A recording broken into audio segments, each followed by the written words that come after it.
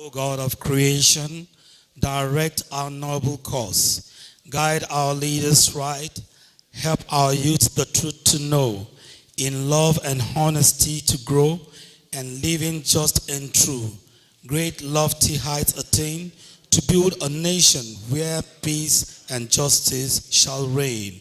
Amen. Please, you may be seated. Okay, they say there's no shall. So I crave your indulgence in your minds, just remove the shall. Your Excellencies, very distinguished ladies and gentlemen,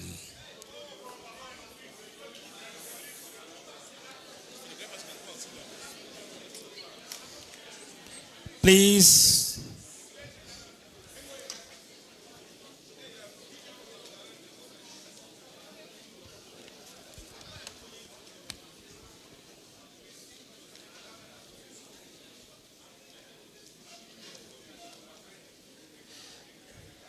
may I, at this moment, introduce some of our very revered leaders that are here for us to brainstorm on this ministerial sectoral update, which is scheduled to celebrate the 1-year anniversary of this government.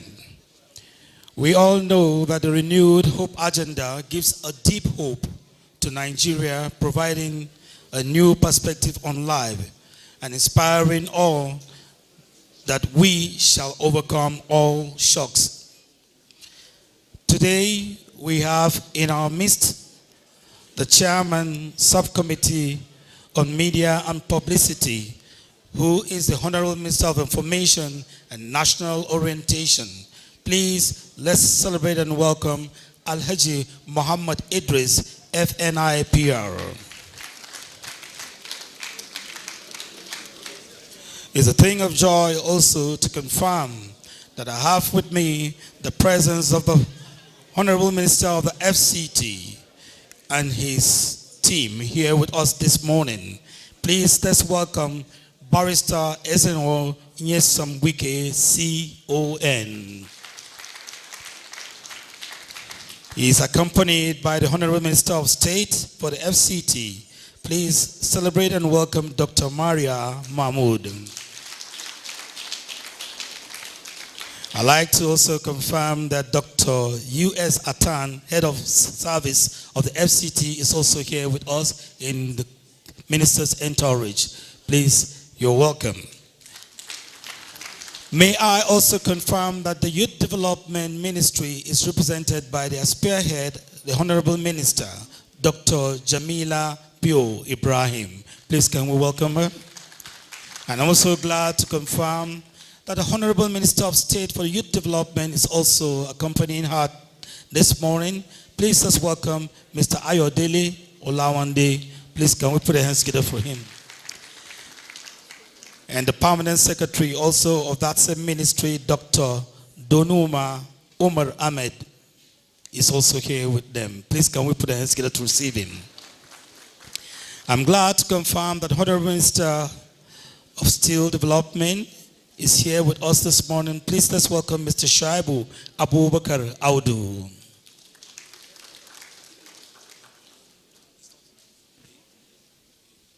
Okay. He will join us soon. I'm glad to confirm that the Honorable Minister of State, Petroleum Resources, Oil, Senator Hennikin Lopobri, PhD, is here with us. Please can we celebrate him? May I confirm also that I have on my list the Honorable Minister of Solid Minerals Development, Mr. Henry Dele Alake. Please can we put hands together for him?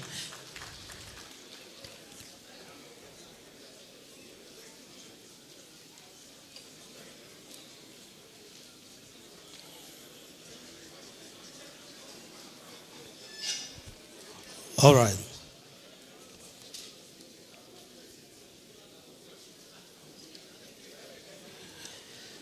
We'd like to thank all the permanent secretaries that are here.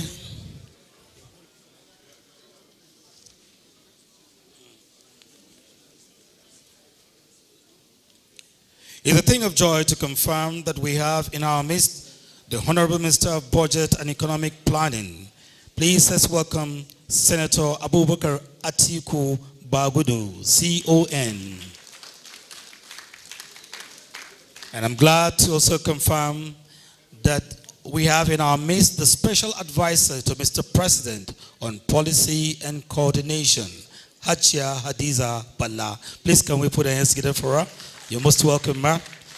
And I'm glad to also confirm that we have permanent secretaries from most of the ministries here present who may not be able to take all their names, but please let's celebrate all of them and put our hands together for all the permanent secretaries, all the director generals of all establishments here with us, and all directors from all these establishments. Please let's put our hands together for them.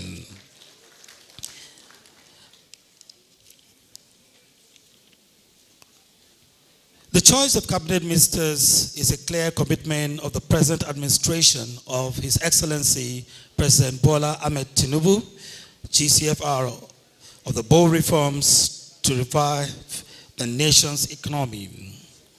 It's been a year, and you'll agree that Nigerians and the global community have witnessed progress from these reforms. Our gathering this morning is to have a comprehensive assessment or an evaluation of performances from our cabinet ministers and providing transparency, accountability, and insight to what has been done, what is being done, and what will be done. To welcome us with warm words of affection to this gathering, I'll be inviting the Honorable Minister of Information and National Orientation, who happens to be the Chairman Subcommittee on Media and Publicity. Please, distinguished ladies and gentlemen, help me to celebrate and welcome Alhaji Muhammad Idris, FNI PR, for his welcome remarks.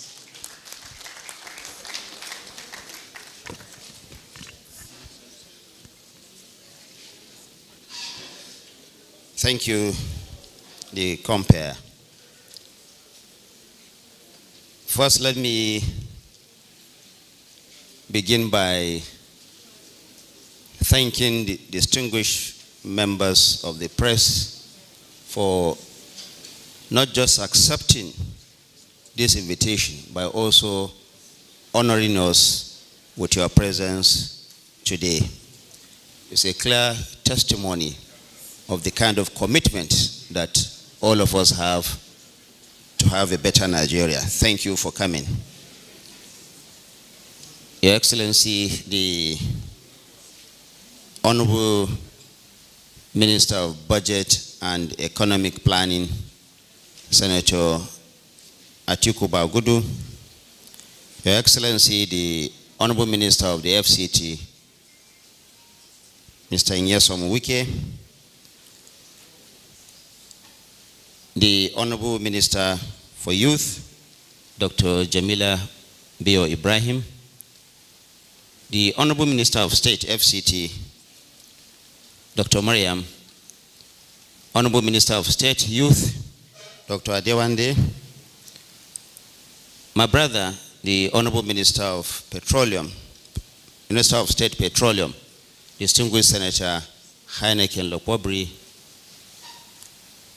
the Special Advisor to the President on Information and Strategy, Mr. Bayo Onanuga, the Special Advisor to the President on Policy and Coordination, Hajia Hadiza Bala Usman, Permanent Secretary, Ministry of Information and National Orientation, and other permanent secretaries here, Special Assistants, Senior Special Assistants to the President. I'm seeing many of them here, Mr. Tunde Rahman, Mr. Tope Ajayi, very senior presidential aides that are also here, the heads of agencies here under the Ministry of Information and National Orientation and other ministries, especially the Ministry of FCT. It will be a very long protocol, so permit me to cut it so that I can have an abridged version of it. As I said earlier, we wish to thank you most sincerely for honoring this invitation to be at this event. And like I said, this is a clear testimony in the country that all of us have. We are here gathered today as part of the sectoral press briefings, the first, of course, of its kind that this administration has instituted, so that Nigerians will hear firsthand what the leaders are doing for them and have the opportunity to also interrogate some of those policies and programs that need to be carried. Recall that almost a year ago, President Bola Ahmed Tinubu and Vice President Kashim Shettima were sworn into office. This administration came on the strength of the renewed hope agenda, which we have been implementing with unparalleled commitment and dedication from day one. As I noted in my remarks at an event recently, I have no doubt that life will get better for the people of Nigeria. We have already started laying the solid and enduring foundation over the last 12 months. Landmark initiatives like the Consumer Credit Corporation, the Nigerian Education Loan Fund, Presidential Initiative on Compressed Natural Gas, the 200 billion naira Presidential Grant and Loan Scheme, our agriculture and food security efforts, including the launch of a dry season farming and massive fertilizer distribution, the Renewed Hope Infrastructure Development Fund, Renewed Hope Cities and Estates Program, our reform efforts in the electricity sector and in the area of taxes and fiscal policy, and the negotiation for a befitting new national minimum wage. All of this and many more are policies and programs that would directly touch and improve the lives and livelihoods of tens of millions of Nigerians. President Bola Tinubu is wholly committed to ensuring that we bring down the cost of living and doing business in Nigeria. We will put more money into the pockets of Nigerians, attract more local and foreign investment, transform the nation's infrastructure, among other things. And we will not pause or relent until we have delivered truly on the renewed hope promise to all Nigerians. The commemoration this month of the first anniversary of the administration, therefore, offers us a unique opportunity to present our scorecard to the Nigerian people, to tell the story of what we have done so far, and to fulfill our pledges and promises. We have here with us, like you have seen, ministers, about 6 of them today. All these ministers will present reports on the journey so far in the last 1 year. Of course, members of the Nigerian media will have the opportunity, like I said, to interrogate these policies and programs. Distinguished ladies and gentlemen, the Federal Ministry of Information and National Orientation, which I oversee, has a mandate to manage and enhance the image and reputation of the people of Nigeria, and especially the government, through a dynamic public information system that facilitates access by citizens and the global community to credible and timely information. Our work at the ministry is guided by the following 5 priority areas in alignment with the renewed hope agenda of Mr. President. Pillar number 1 is to restore trust. We are determined to restore trust, confidence, and credibility to public communication by engaging in a timely, proactive, and consistent fashion with all our stakeholders across government, the media, the private sector, the international community, by deploying all available media platforms. Pillar number 2, which is closely tied to the first one, is to amplify policies and programs of government. We are highlighting and amplifying the policies and programs and achievements of President Bola Ahmed Tinubu-led administration and the positive impact of these policies and programs in the lives of the Nigerian people.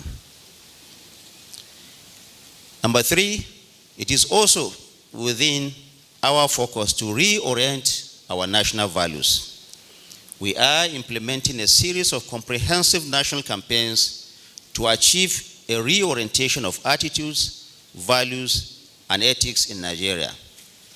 At the heart of this reorientation is Nigeria's new national charter, which will be launched by Mr. President very soon. And number 4 is our attempt to modernize both technology and talent. We are doing this by upgrading the federal government's information and communication system and personnel, ensuring that they are relevant and fit for purpose for the 21st century. And the last one is that we are also creating an enabling environment for the media to thrive. This we are doing by ensuring that all those within the media industry and the information ecosystem, meaning journalists, publishers, proprietors, etc., have the best of the operating environment to do their job. Distinguished ladies and gentlemen, the sectoral press briefing that is taking off today is in line with the ministry's Restore Trust and Amplify Policies agenda. We have made efforts to ensure that this briefing series receive the widest possible coverage through traditional and digital platforms. I would like to again urge you, members of the press, to please report objectively and responsibly through the headlines and the narratives. You will, of course, have the opportunity, like I have said earlier, to examine most of these policies and programs. I thank you for joining us here today and for helping to make this inaugural edition of the sectoral press briefing for this anniversary a resounding success.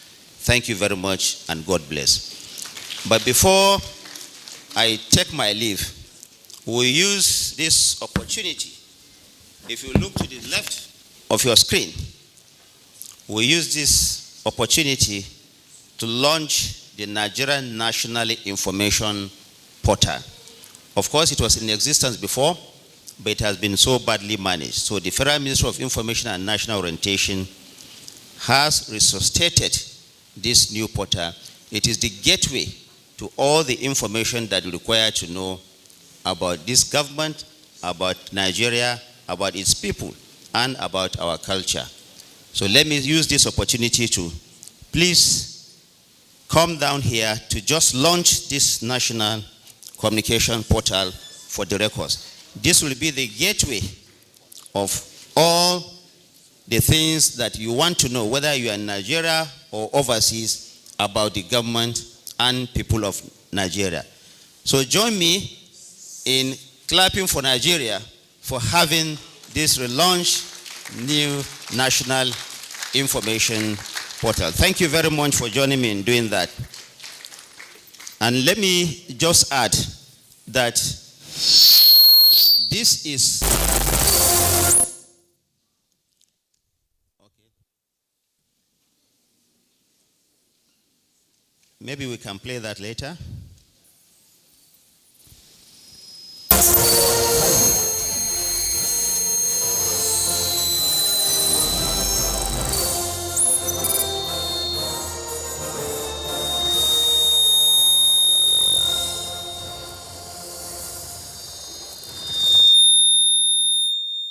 Thank you. Let me say that this is a bumper edition of this sectoral briefing. Under the arrangement that we traditionally have, we take on one minister in each briefing.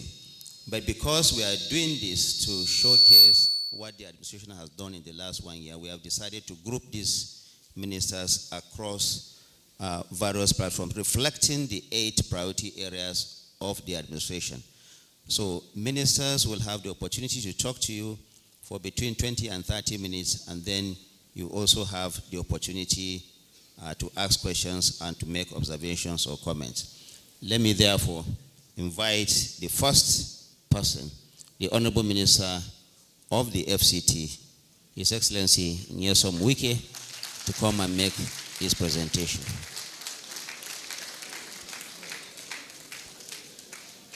Thank you.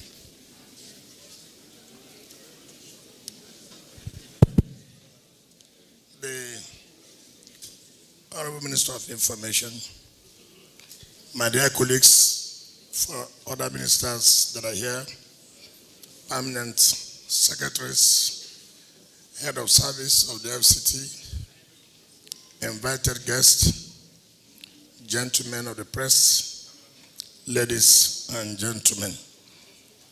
Let me thank the Honorable Minister of Information for this opportunity, for the Honorable Minister of State, FCT, and my humble self, and our team to briefly present to the public some of the things we have achieved since the administration of Bola Ahmed Tinubu, Grand Commander of the Federal Republic, as far as FCT is concerned.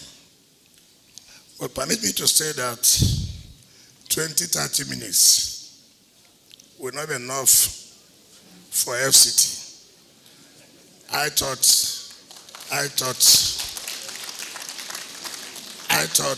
they would have given FCT, because we are not a ministry. We are not a ministry at all. FCT is like a state. And so it will take us a full day to present to you our achievement. However, we will try as what we can do and squeeze in. But I pray I do not go beyond the time allocated to us. Let me use this opportunity to thank His Excellency, Mr. President, for giving the Honorable Minister of State and my humble self the opportunity to participate in his administration of the Renewed Hope agenda. What is renewed hope? Have we lost hope? Have Nigerians abandoned hope? So, what are we trying to do to bring back the hope that Nigerians have lost, particularly as regards to FCT? Have the residents, those who stay in FCT, have they lost hope that there is no governance as far as the FCT is concerned? Yes. Before now, so many people have complained that they can't see the impact of governance as far as the FCT is concerned. So what we are going to say today is really the people feeling the impact of governance. Have we brought back hope to the residents of FCT? You will judge, not me, when we finish. First of all, the FCT administration was assigned presidential priorities 5 and 6 out of the 9 high impact deliverables. Were assigned 5 and 6. Priority 5 has to do with enhanced infrastructure and transportation as enablers of growth. And in this case, you talk about accelerate the execution of all ongoing projects, fast track the completion of various road and infrastructure projects, lit up Abuja and its satellite towns, reactivate and automate the road master scheme for Federal Capital Territory, construct and maintain satellite towns, roads, water, and other infrastructure. Priority 6 has to do with focus on education, health, and social investment as essential pillars of development. Hereunder, you have sustained high level of environmental sanitation in the Federal Capital Territory, enforce mandatory and free universal basic and senior secondary education, enforce prohibition of street trading, hawking in the Federal Capital City. Now these are the priority 5 and 6 in the 9 high-level impact deliverables. So what have we done? Have we delivered as told? Now let me start. Under the FCT, when we came, civil servants were not in a position to put in their best. Why? There was no hope for them to attain the peak of their career. You can imagine where you are working. You cannot grow. Every civil servant would want to attain the position of permanent secretary and then probably head of service. But before this administration came, they were stagnated only at director level. In fact, permanent secretary was posted from the Federal Civil Service to be in charge of the Federal Capital Territory. So when we came on board, we looked at the law that National Assembly passed in 2018, which was assented by the previous administration.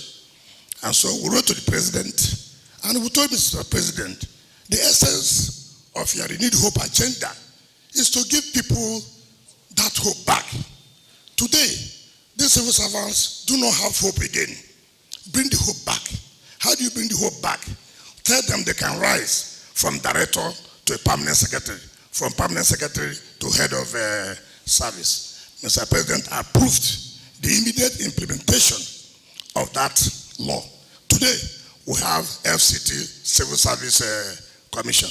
Today, we have FCT, Head of Service. Today, we have permanent secretaries, which has never happened since the history of the Federal Capital Territory. So this is what we talk about, renewed hope agenda. So if you see every civil servant now who is a director, they have that look, I may likely be promoted to permanent secretary. And if I'm promoted to a permanent secretary, I may likely be the next head of service. So, as far as the structure is concerned, Mr. President have given them back that hope. And that is what we mean by the renewed hope agenda. Secondly, before now, one of the priorities of Mr. President is inclusivity. Inclusivity. Under the FCT, there was no provision for the women secretariat. There was nothing like that. Women were left alone. But under this administration, as part of his inclusivity, he said, no, that women's secretariat must be established. And that's why today we have mandate secretary for women secretariat, which has never happened before. All of us know that every ministry are all under the TSA. And we found out that one of the problems inhibiting infrastructural growth in FCT is being under the TSA. Because as you're under the TSA, you are not involved in the wider financial market.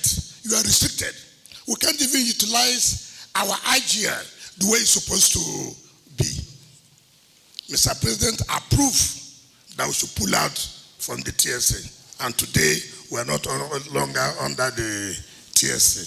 And I will tell you how this has helped us to do certain things people think is a miracle. It's not a miracle.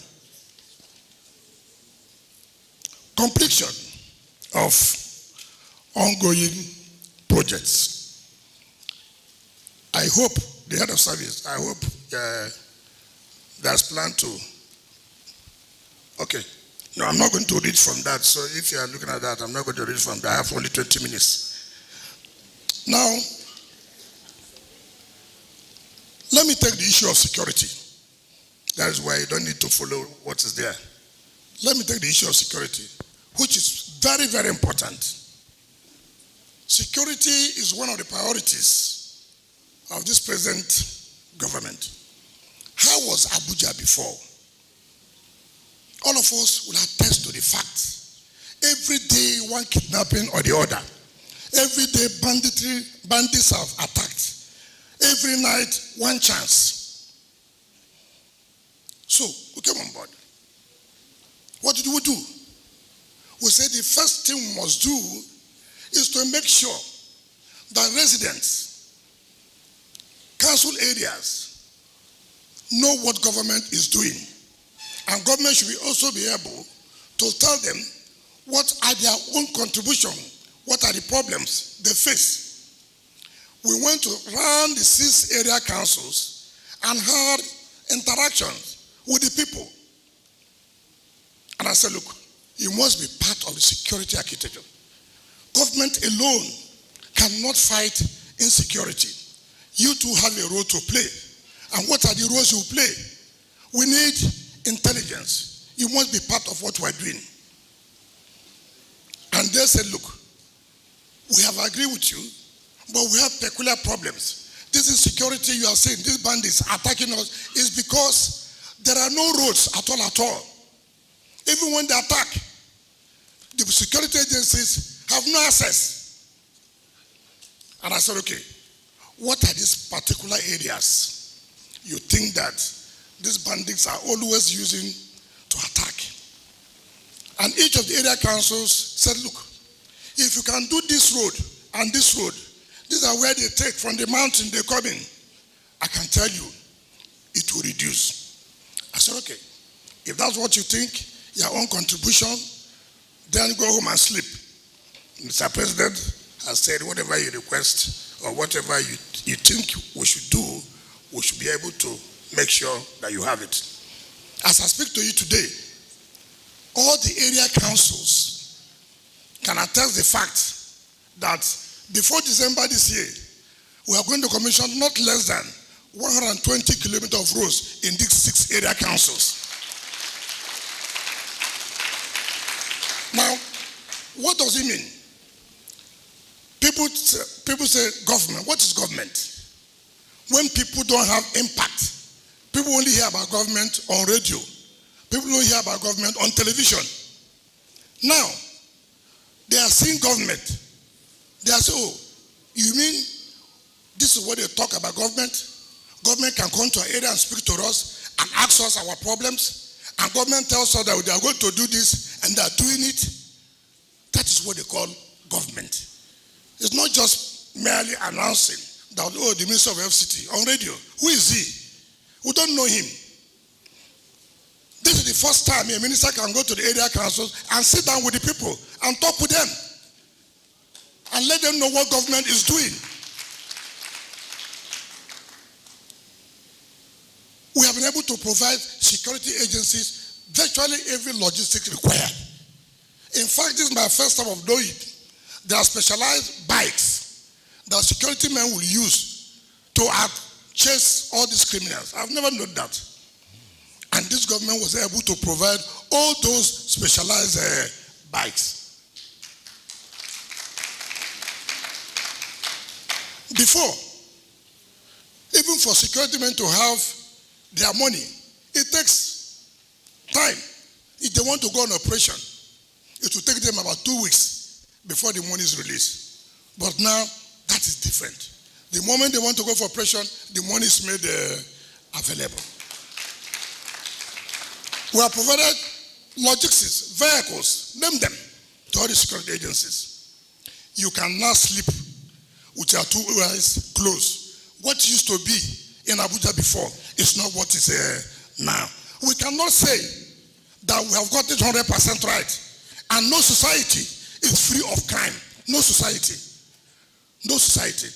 Let's have that at the back of our mind. But are they different? Have we made any difference? Certainly yes. You can attest to the fact that it is no longer what it used to be. We won't promise you that it will be 100%. But this government is doing everything humanly possible to see that we reduce the level of insecurity.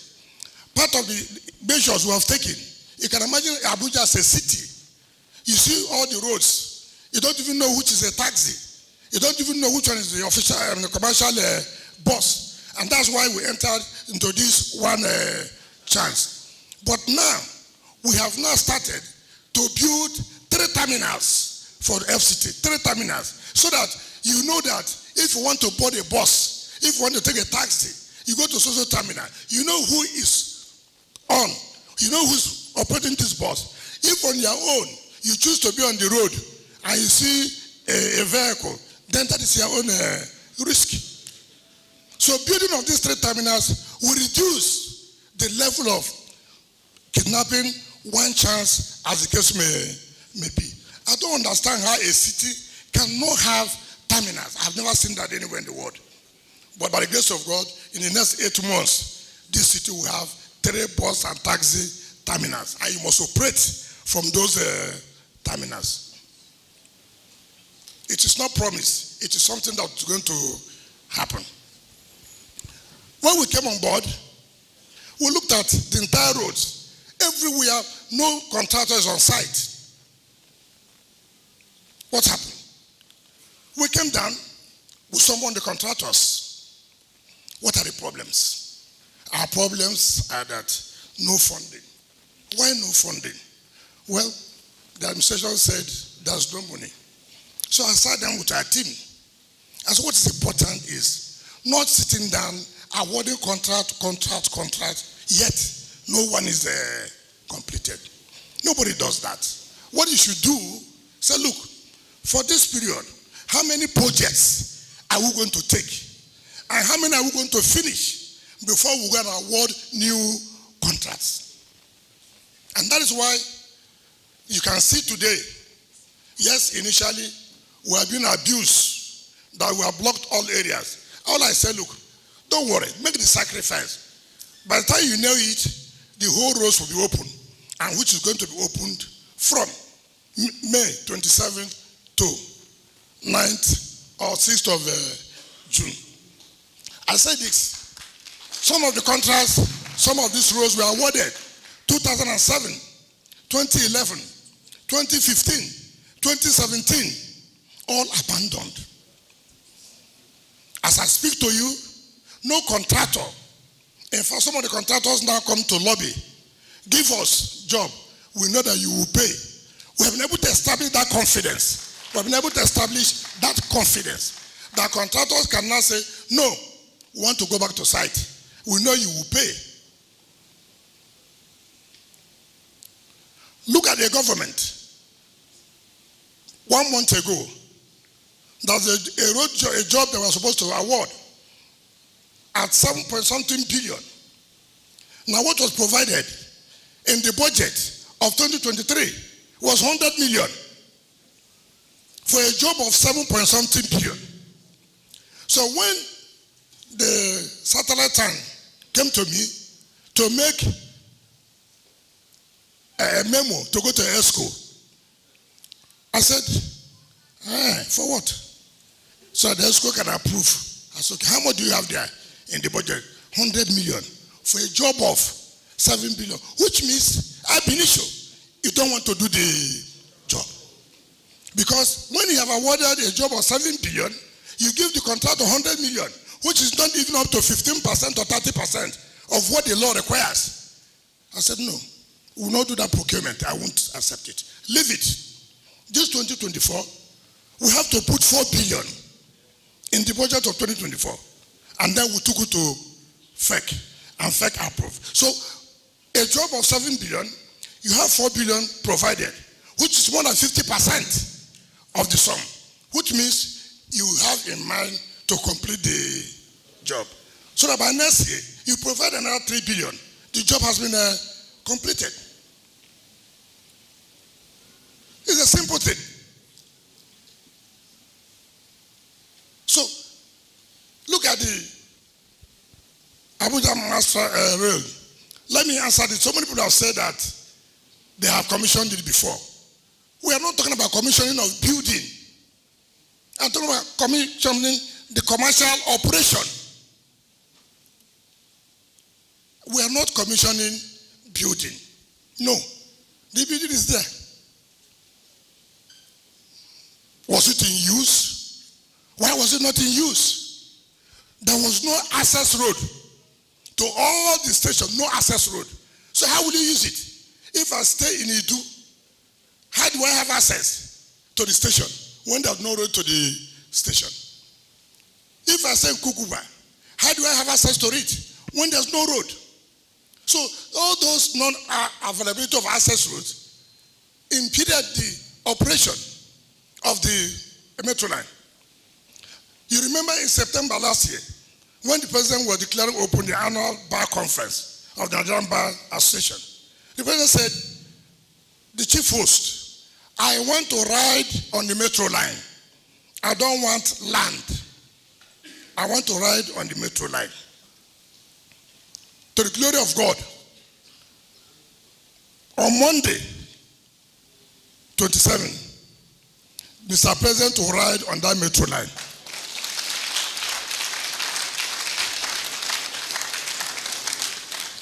So all the access roads have been done. In fact, the last administration awarded $128 million for 29 months for the CCECC to train our people for the operation of that metro line. $128 million US. When we came on board, I said, no. What are you training? That you take $128 million US. They said, but the Federal Executive Council has approved. I said, yes, I agree. But now that I've discovered that there's something that is wrong here, I will not accept that. As I speak to you, we have reduced it to $75 million. From 128, saving us $53 million US.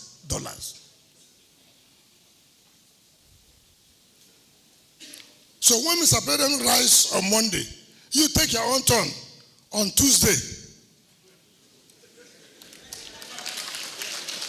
It is for you. It's not for Mr. President. It's for you. So that now, you don't need, okay, if you are going to the stadium to watch match, and you stay in the rural areas, you don't need to bring your vehicle. All you need, enter a train from whichever station, whether in Idu or whether in Kukuba, whichever where. You take the train down to the stadium. There is a train station there. You stop there, trek, and enter the stadium. Even the match finishes by 10 p.m. You come out from the stadium, enter the train station, and go back. There are car parks in every station. There are car parks. You carry a car, you go there, enter the train. That is the way business is supposed to be. It is renewed hope agenda. So most of you who are saying that they have commissioned it, please don't make a mistake. What was commissioned was the building. And we are not commissioning building. What we have tried to do, we want to start commercial operation. So if you are going to the airport, from here to airport, it's 20 minutes. It takes you down to the airport. Seeing is believing, is it not? That is practicable. Just go on Tuesday. Monday will be tough for you. You know, I will not tell you lies. So don't come on Monday. And we are going to allow for free ride for 2 months. 2 months.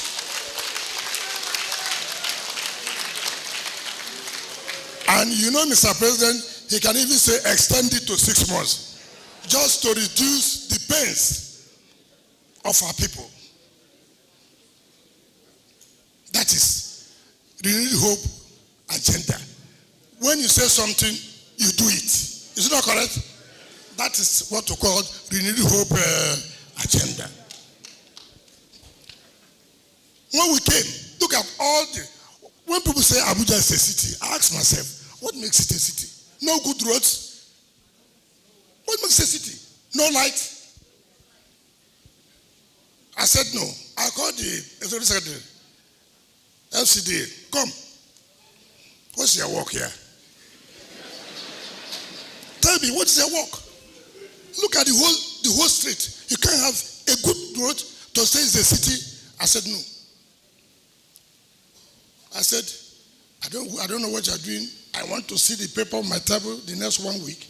Every street in Matama, Garaki, Asokoro will say, wherever you name them, we must have to rehabilitate them.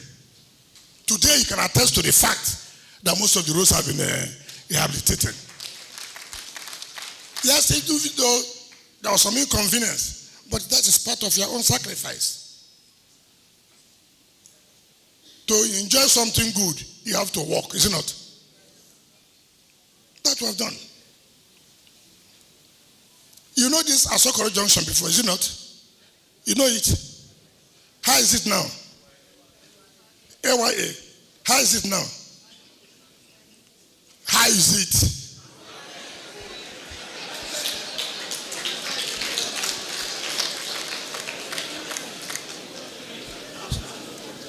Look, they awarded the contract to rehabilitate National Assembly. For how many years? As we came, we finished it. National Assembly is now using it properly. They awarded to rehabilitate the first phase of the Federal Secretariat to Johannesburg. It was abandoned. We came. We have finished that first phase rehabilitation of the Federal Secretariat. The presidential residence, the VP's presidential residence, was awarded in 2010. 2010, a whole Nigerian VP's residence. 2010. We are now 2014, is not correct? 24. How many years? Some of you don't know mathematics. How many years? 14 years. 14 years. You see what I told you? 14 years. But now, just 1 year of Mr. President, the VP will enter a very brand new house as request of the Vice President of Federal Republic of Nigeria. Look at the education. As I speak to you, over 19 schools have been rehabilitated as I speak to you now. Over 19 schools. Sometimes when you go to our schools here in the city, you cry. I'm not talking about the ones in the rural areas. I don't know what I'm talking about. Just look at the city alone. So when people come to the city and they see the kind of school, it tells them too what will be happening at the rural area. So give the first lift here. The same time we're also doing at the satellite towns.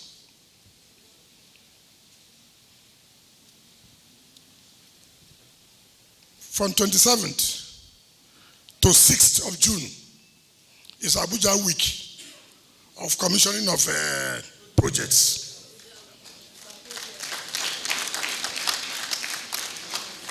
By this time, next year, you can tell any city in the world we can compete with you in terms of road network. Don't worry, some of you who have been looking for land, there are plenty of land and now we are opening up everywhere. So, Mr. Chairman, I told you not to invite me here now because I'm part of, we obey rules. That's part of this administration. Now that the order has come, the people are not happy with you. So I sincerely thank all of you. I wish that we'll have more time to be able to showcase what we have done. Thank you and God bless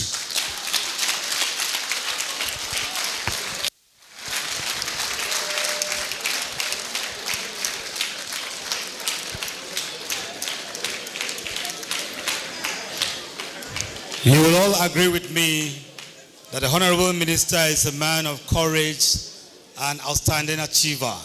Please, once again, can we put our hands together for him?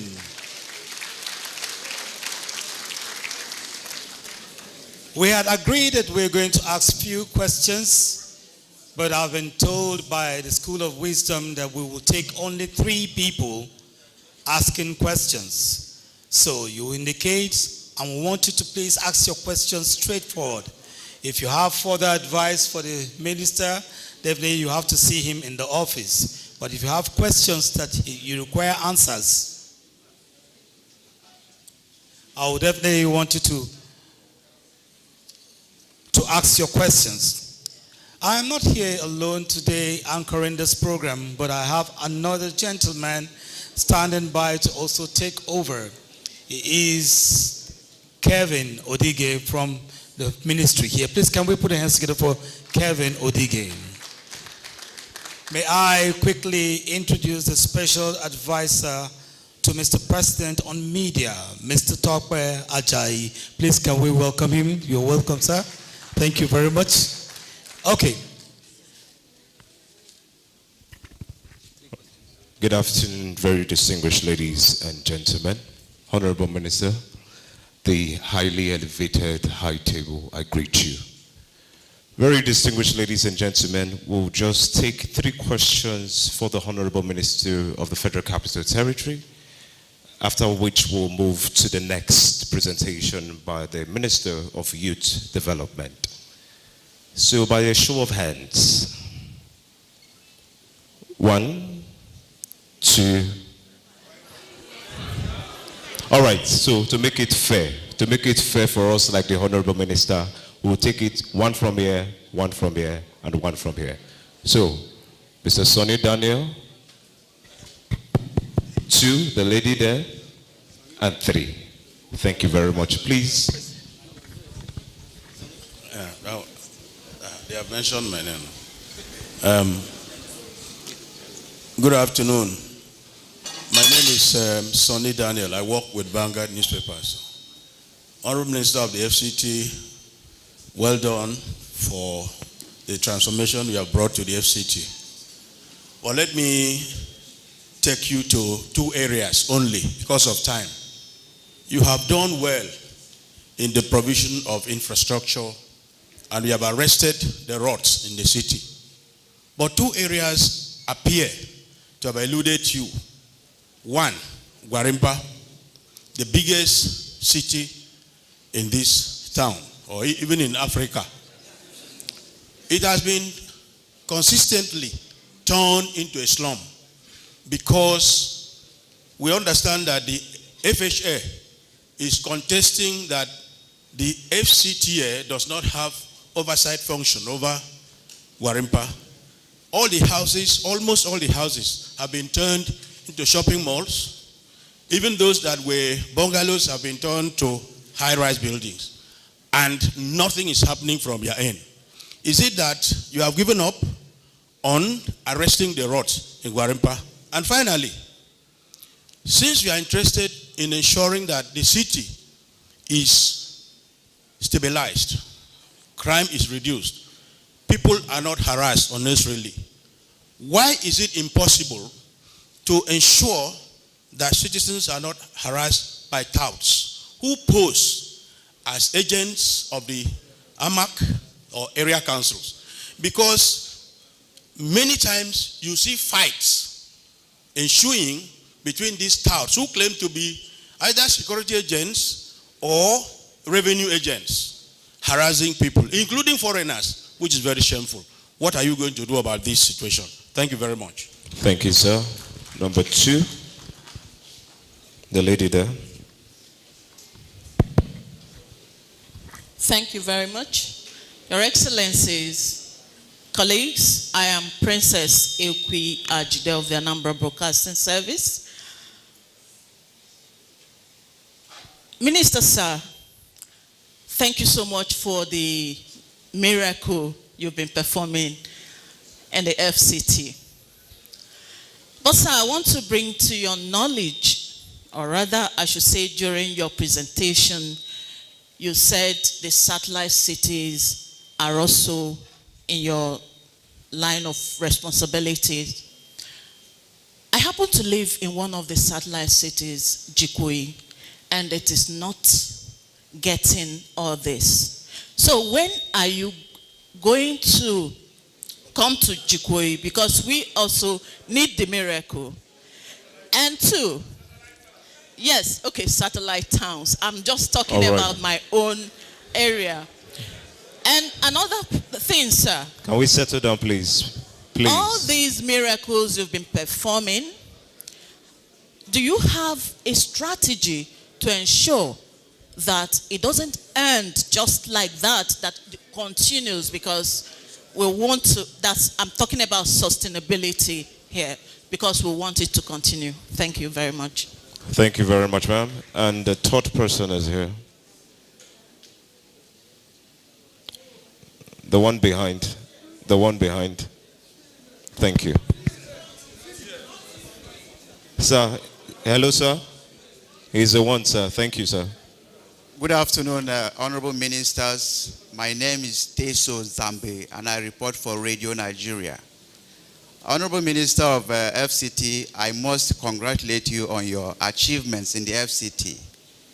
And having watched what you have done in the FCT, there is this fear in me, having watched events in the country, the sustainability of this legacy project. What is the plan to ensure that these projects remain? That is one. Secondly, sir,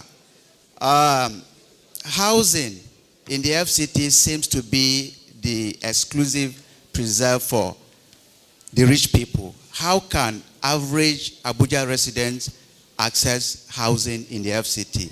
Lastly, what is the place of the indigenous people of FCT in your administration? Thank you very much. Honorable Minister, sir, you may wish to respond.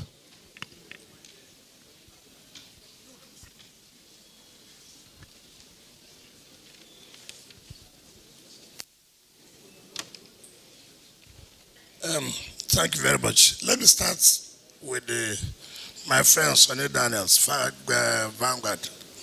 You talked about Guarimpa. And in saying that, you try to answer the question by yourself, that there appears to be a tussle between the Fair Housing Authority and FCT. There's no tussle. FCT gave out the land to Federal Housing Authority.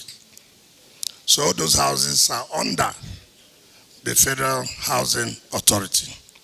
However, we have the oversight function of making sure that developments are in tandem with the master plan of FCT.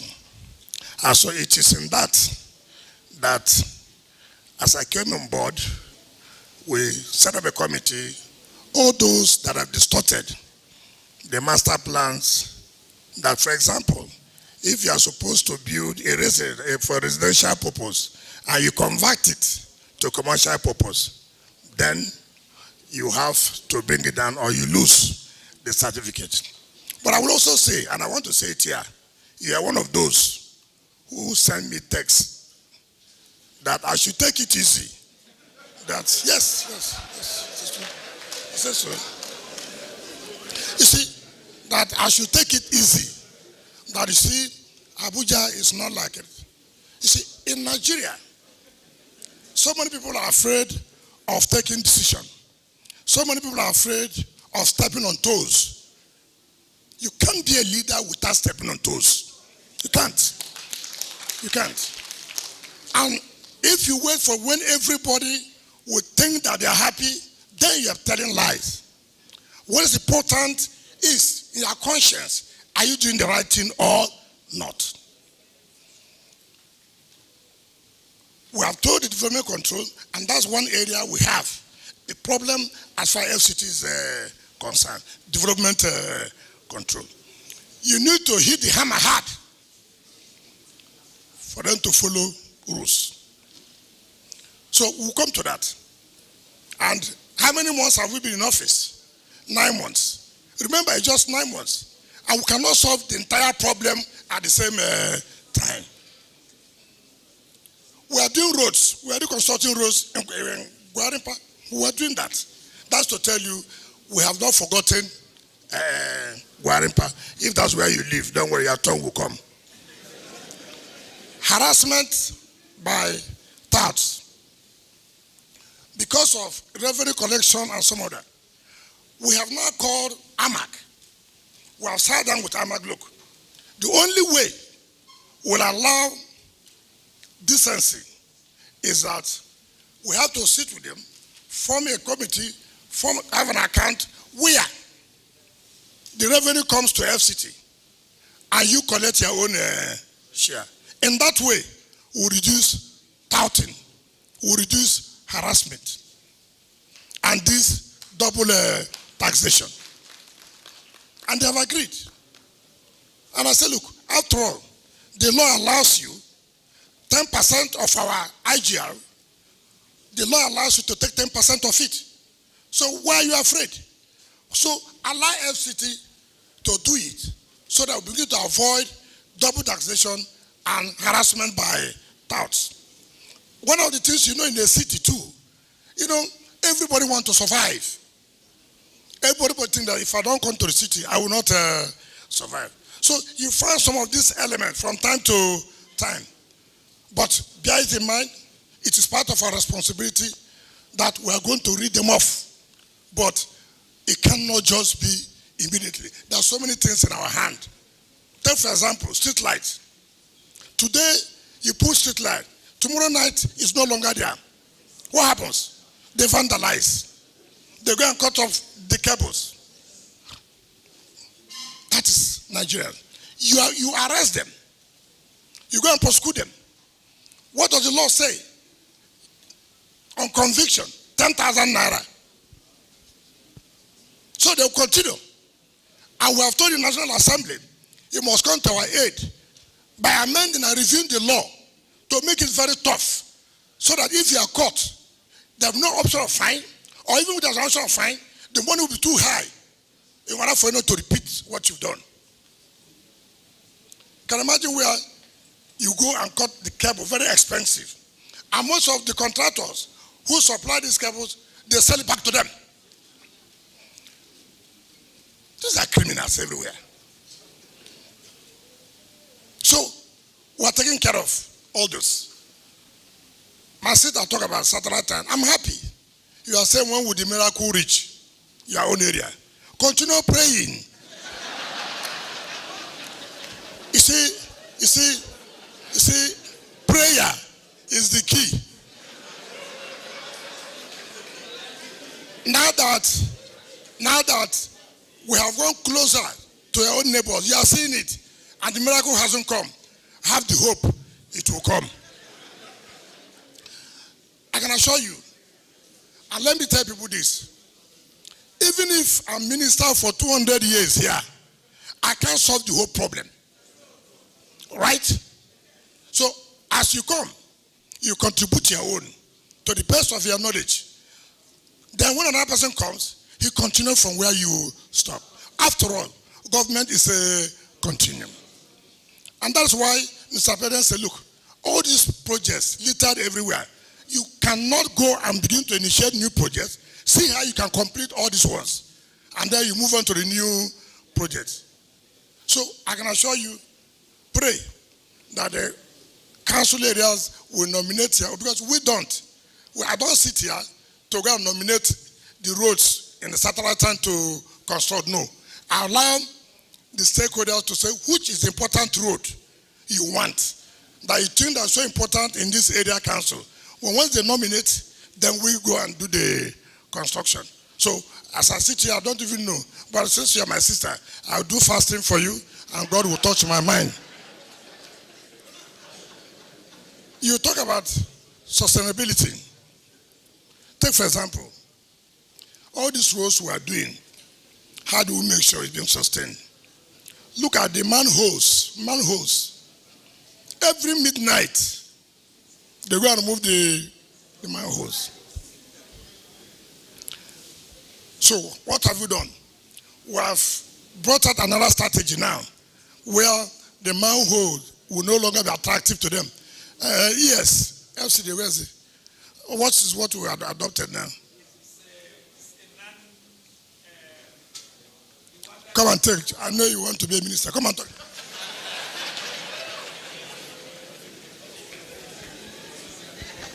Your Excellencies, distinguished ladies and gentlemen, the manholes and gully pot covers that had been in use is the cast iron cover. This has economic value, and the vendors easily take it and sell it.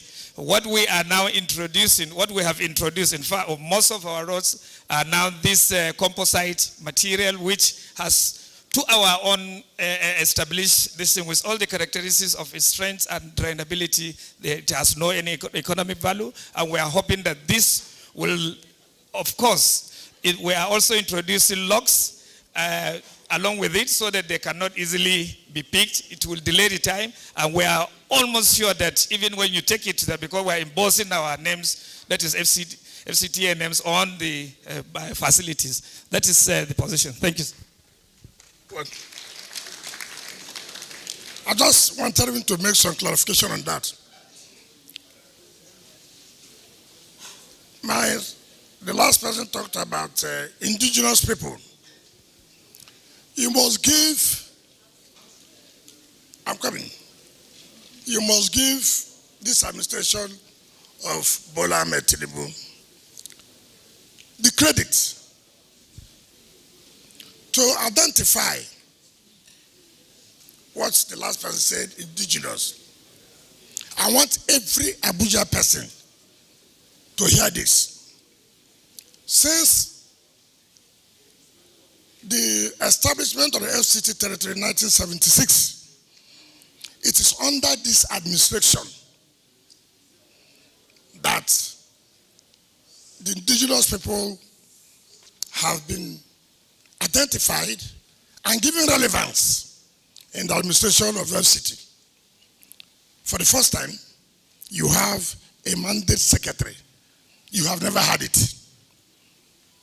The mandate secretary of the area council is from Abuja. For the first time, you have a permanent secretary who's also from Abuja.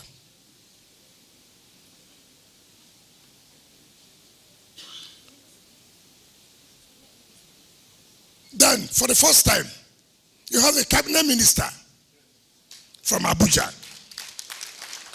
So when you say indigenous, all these are indigenous. Before you didn't have one. To the glory of God, you have three. Which means we have started something. So give credit to this administration. Housing. You know, one of the most difficult problems in this FCT is about land. Do you know that? Do you know that? Where corruption is in the land department. As I speak to you, as a minister, it's one area that I've been battling. But I will defeat them. Because even to make land affordable for people to build houses, which is what we're supposed to do.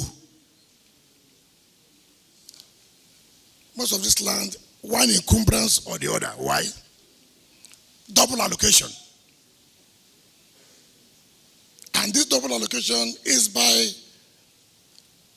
those in the land department and the ages. And so it makes it difficult. Now, for Mr. President, in our next budget, we want to build the New Hope City. And this is for affordable houses, not for the big men now. As he said, not for the big men. We are going to build affordable houses to the tune of about 10,000 houses for our people. I plead, and I know that Mr. President will approve, that to allocate it to people who cannot afford to build.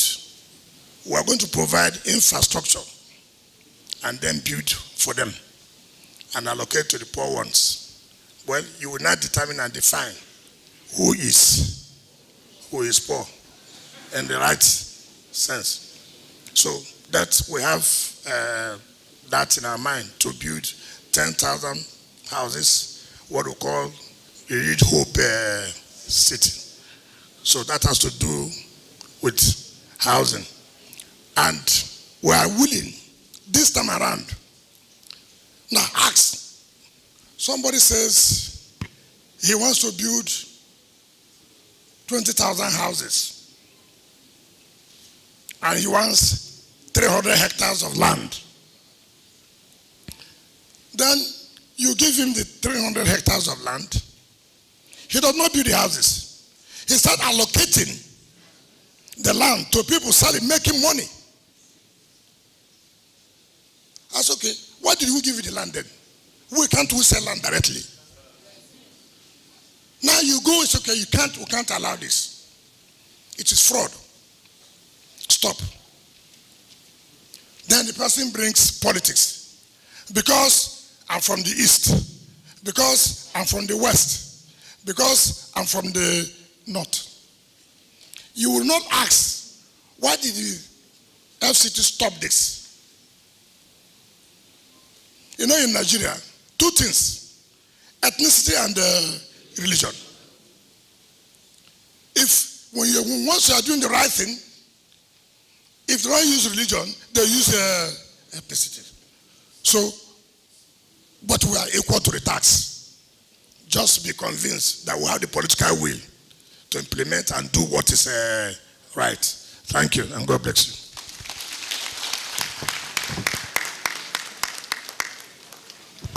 Spoken like the true landlord of the FCT. Please, a round of applause for the Honorable Minister. For the want of time, very distinguished ladies and gentlemen, we'll move to the next presentation. Just to state for the record that this presentation is to be taken for 20 minutes to allow for other presentations to go on. With that being said, very distinguished ladies and gentlemen, permit me to introduce at this time the Honorable Minister of Youth Development, Dr. Jamila Bio Ibrahim. A round of applause for her, please.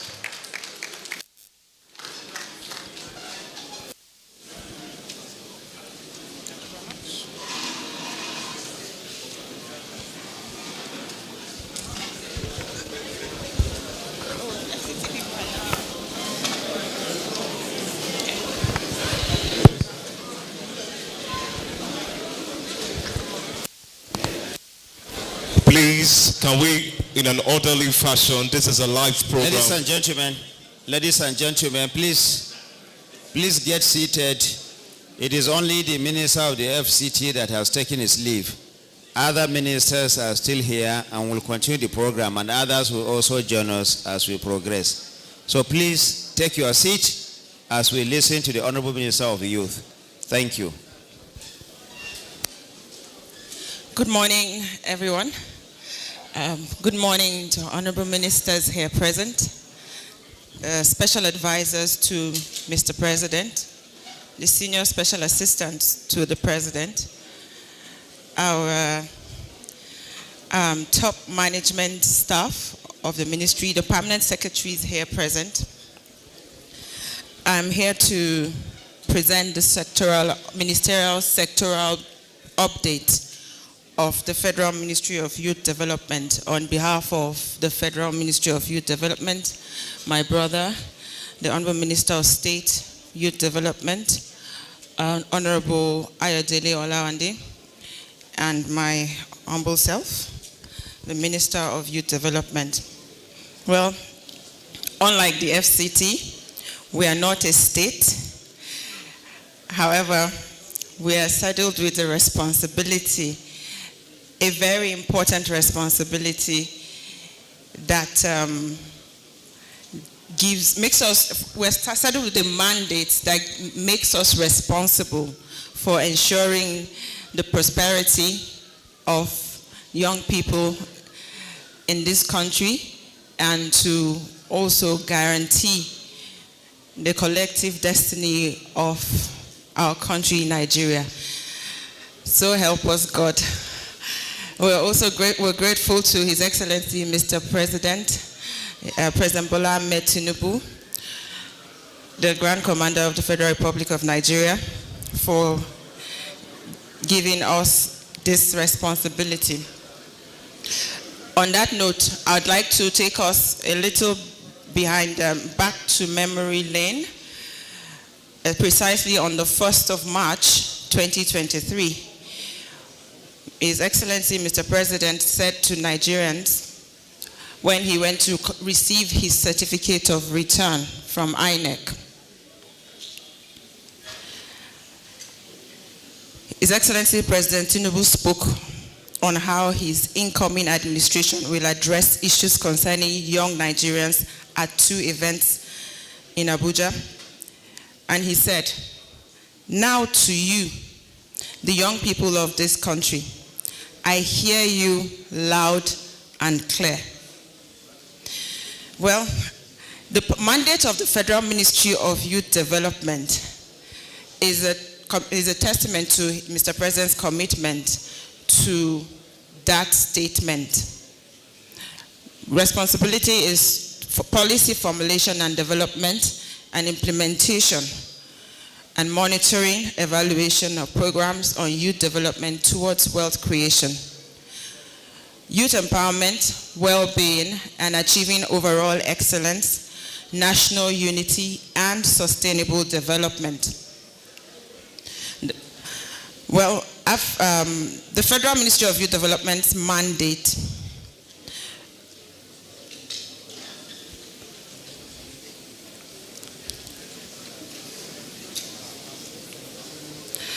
our mission as a ministry, our expectations are clear, even though very ambitious. We aim to create an enabling environment for young people to thrive in various sectors that foster entrepreneurship, provide access to capital and resources to enhance skills development, and to ensure the holistic development of young people. We are committed to bridging the gap between potential and opportunity, ensuring that every young Nigerian has tools and support needed to succeed. We are assigned 11 deliverables within specific presidential priorities. Priority 3, which speaks to economic growth and job creation. Priority 4 speaks to access to capital. And priority 5, speaking to inclusivity and drawing on all skills base. Well, our presidential deliverables are to establish public-private partnership frameworks that enables the creation and expansion of multiple MSME incubators, accelerators, and innovation centers in 6 geopolitical zones with a specific focus on engaging and empowering young people. We also have assigned deliverables to catalyze entrepreneurship endeavors with youth at the core of job creation and economic development. To also provide incentives to companies to provide entrepreneur internship programs and identify and implement priority programs from the National Youth Development Policy, to establish a database management system to track youth development programs, and of course the access to capital, which is priority 4. The deliverable under that is to facilitate the enactment of a bill to establish a youth bank. Then, drawing on all skill-based deliverables are to rehabilitate all existing youth development centers with youth-friendly recreational facilities, and to strengthen the current efforts by the NYC in empowering young people through agriculture, vocational skills, technology, and social inclusion. To deploy and operationalize enterprise content management system and initiate and implement quarterly citizens and stakeholders engagement sessions to communicate government activities and serve as a feedback mechanism. Also to initiate and implement quarterly citizens and stakeholders engagement sessions to communicate government activities and to serve as feedback mechanism. I believe I already said that. Well, 6 months down the line, we have achieved the following deliverables. We have recorded some progress in the following deliverables. 1, to catalyze entrepreneurship with youth at the core of job creation and economic development. Well, towards the end of March, March of 2024, this year, the Federal Executive Council approved the restructuring of the Nigerian Youth Investment Fund with a fund of 110 billion capital to startups and early growth stage businesses through the restructured NYIF. The Youth Investment Fund, we're all aware, is an initiative of the President Muhammadu Buhari administration. However, government is continuing, and we also understand that we did an evaluation of the Youth Investment Fund, and we realized it's a laudable initiative, and we're not here to reinvent the wheel. So we saw a need to institutionalize the fund through an act of parliament, the Nigerian Youth Fund, the National Youth Fund, to be established, and the Federal Executive Council has also approved the development of an executive bill to that effect. So the initial 2024 appropriation is 110 billion for immediate release, and in the coming weeks, disbursements will recommence. But as having successfully restructured and expanded the Youth Investment Fund with an approved budget of 110 billion for the 2024 fiscal year, coupled with the approval, now we decided beyond institutionalizing the NYIF, we'll build on it to ensure that it is sustainable. So the Council has also approved the establishment of the Presidential Initiative for Youth Enterprise Clusters. Reason being that the cluster initiative has proven to be successful when you're empowering people and with high impact, and then it also has proven to translate to easier recovery of these funds that were disbursed. Well, we're on track for maximum impact with the Youth Investment Fund this year. And there's also the Presidential Initiative for the Establishment of Youth Enterprise Clusters. We have identified the first 6 clusters to be started this year, which we will activate in the coming weeks. And these clusters will empower 50,000 entrepreneurs, creating up to 500,000 direct jobs and over 2 million indirect engagements for young Nigerians. The second deliverable is the Youth Development Bank. In partnership with the Bank of Industry, we're setting up a next generation bank next gen bank to nurture young entrepreneurs with loans and business support to bridge, the gaps of access to capital for young people. I remember when I was much younger trying to access funds from commercial banks. They asked me to bring my grandmother, my grandfather, and all those, funny requirements. So the purpose of establishing this bank, which was a campaign promise of His Excellency President Bola Ahmed Tinubu, is to bridge those gaps in access to funds. Well, this bank is a specialized financial institution which aims to support youth-led initiatives in strategic sectors, providing vital financial services with an initial government investment of 5 billion naira, matched by contributions from the Bank of Industry and private sector partners.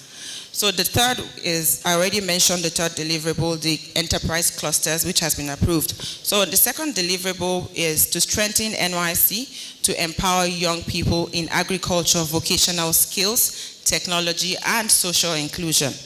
So the NYC reforms are commenced which is robust, and it includes skills building to better position the NYSC.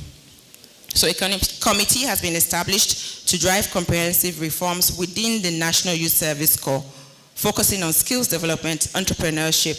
This reform will transform the NYSC into a more impactful and economically beneficial program for our young graduates.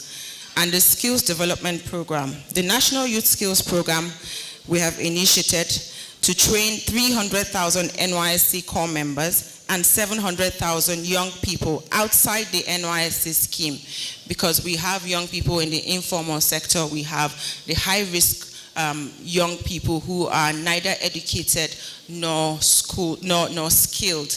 And if we address the challenges of this proportion of the youth demography, we'll be going a long way to address challenges that our country is faced with today, such as insecurity. So this will serve as the administration's non-kinetic approach to solving insecurity challenges.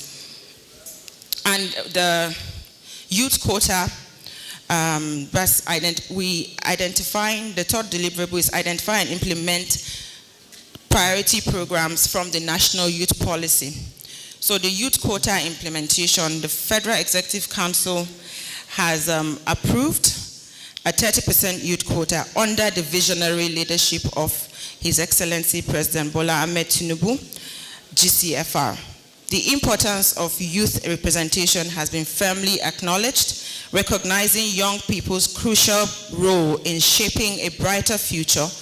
The Federal Executive Council's approval to implement a minimum of 30% youth quota in all government appointments across all levels of government underscores our commitment to equitable representation and active youth participation in decision-making processes.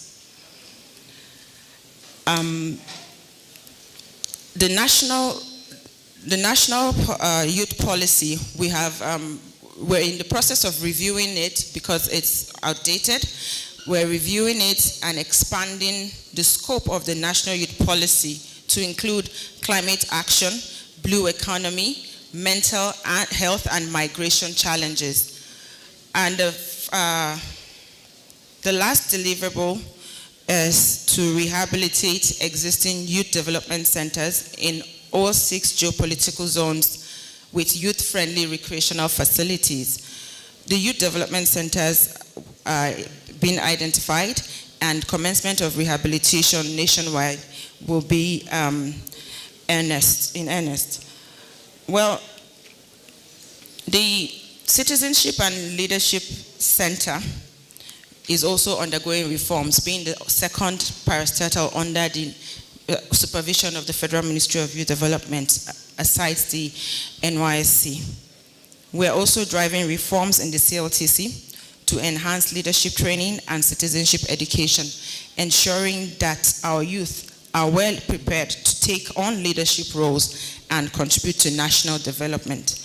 The Young Leaders Institute is also another milestone that we hope to achieve, and this institute will nurture the next generation of Nigerian leaders, and it will be implemented alongside the 30% youth quota for inclusion in governance, because it's not enough to create more spaces, more seats for young people at decision-making tables. It is also important that we prepare ourselves for leaders to take on those leadership positions going forward. So this institute will nurture the next generation of Nigerian leaders, providing them with the skills, knowledge, and the network needed to excel in various fields. Well, while I have exhausted the deliverables and how much progress we've made addressing those, towards achieving the deliverables, our plans and the pipeline will be going forward.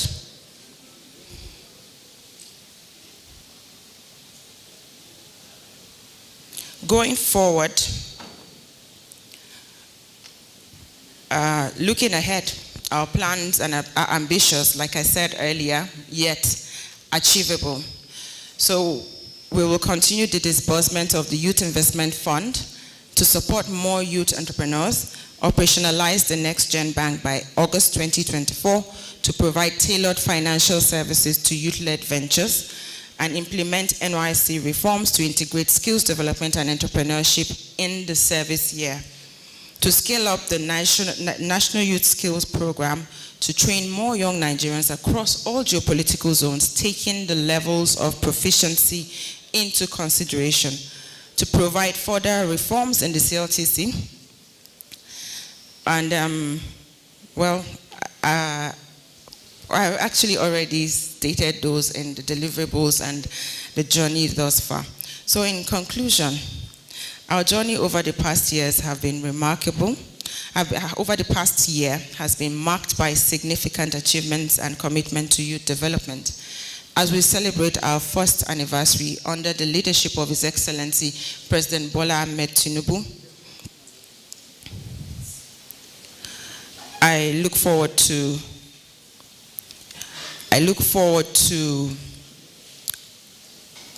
reaffirm our dedication to empowering Nigerian youth, fostering economic growth, and building a more prosperous and inclusive nation.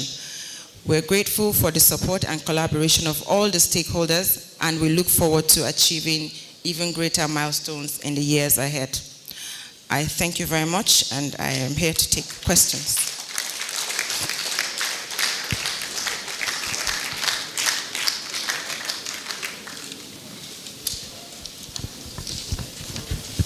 Adjustment.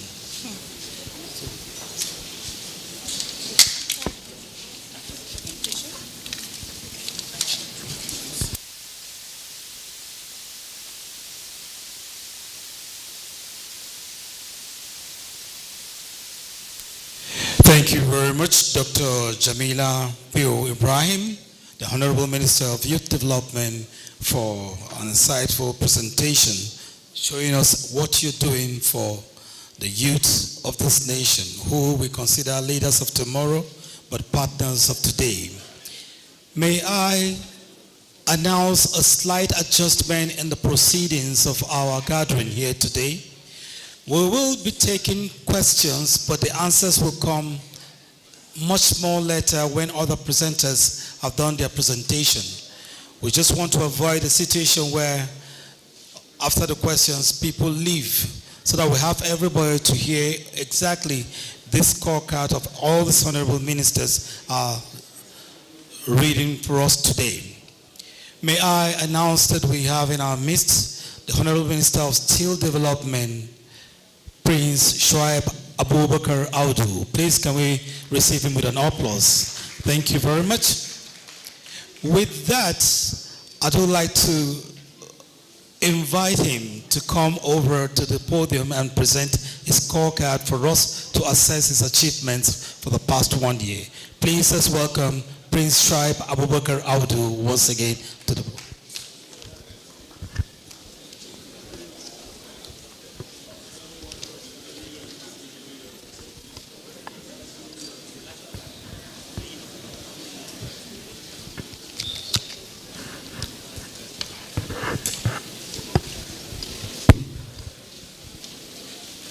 Thank you very much, Mr. Presenter, for the introduction. Let me start by acknowledging my colleagues, all the honorable ministers.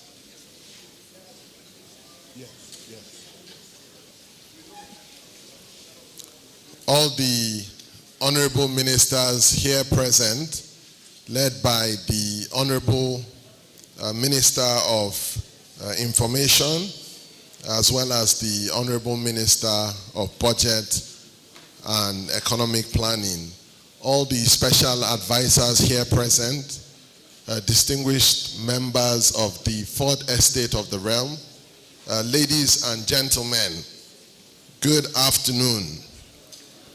Today, I'm here to speak on our achievements and what we have done under the Ministry of Steel Development, based on the mandate by President Bola Ahmed Tinubu.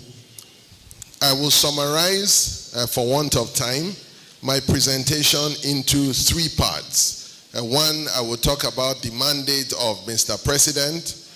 Two, I will talk about what we have achieved. And three, I would also briefly talk about what is left for us to do ahead. President Bola Ahmed Tinubu gave a mandate to the Ministry of Steel Development following the creation of the ministry in August 2023.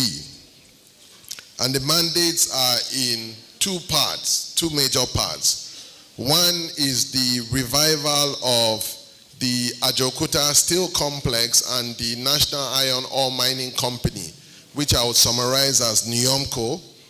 And then secondly is the revival of the entire steel industry. This is very, very critical to the renewed hope agenda of Mr. President, whose desire is to grow the economy of the Federal Republic of Nigeria to over $1 trillion by the end of the first term of this administration, thereby making us a G20 economy. Getting to $1 trillion is a big task, but very, very much achievable, as Mr. President has said. And the steel sector will play an important role in ensuring that this administration achieves that. So that is the mandate for the Ministry of Steel Development.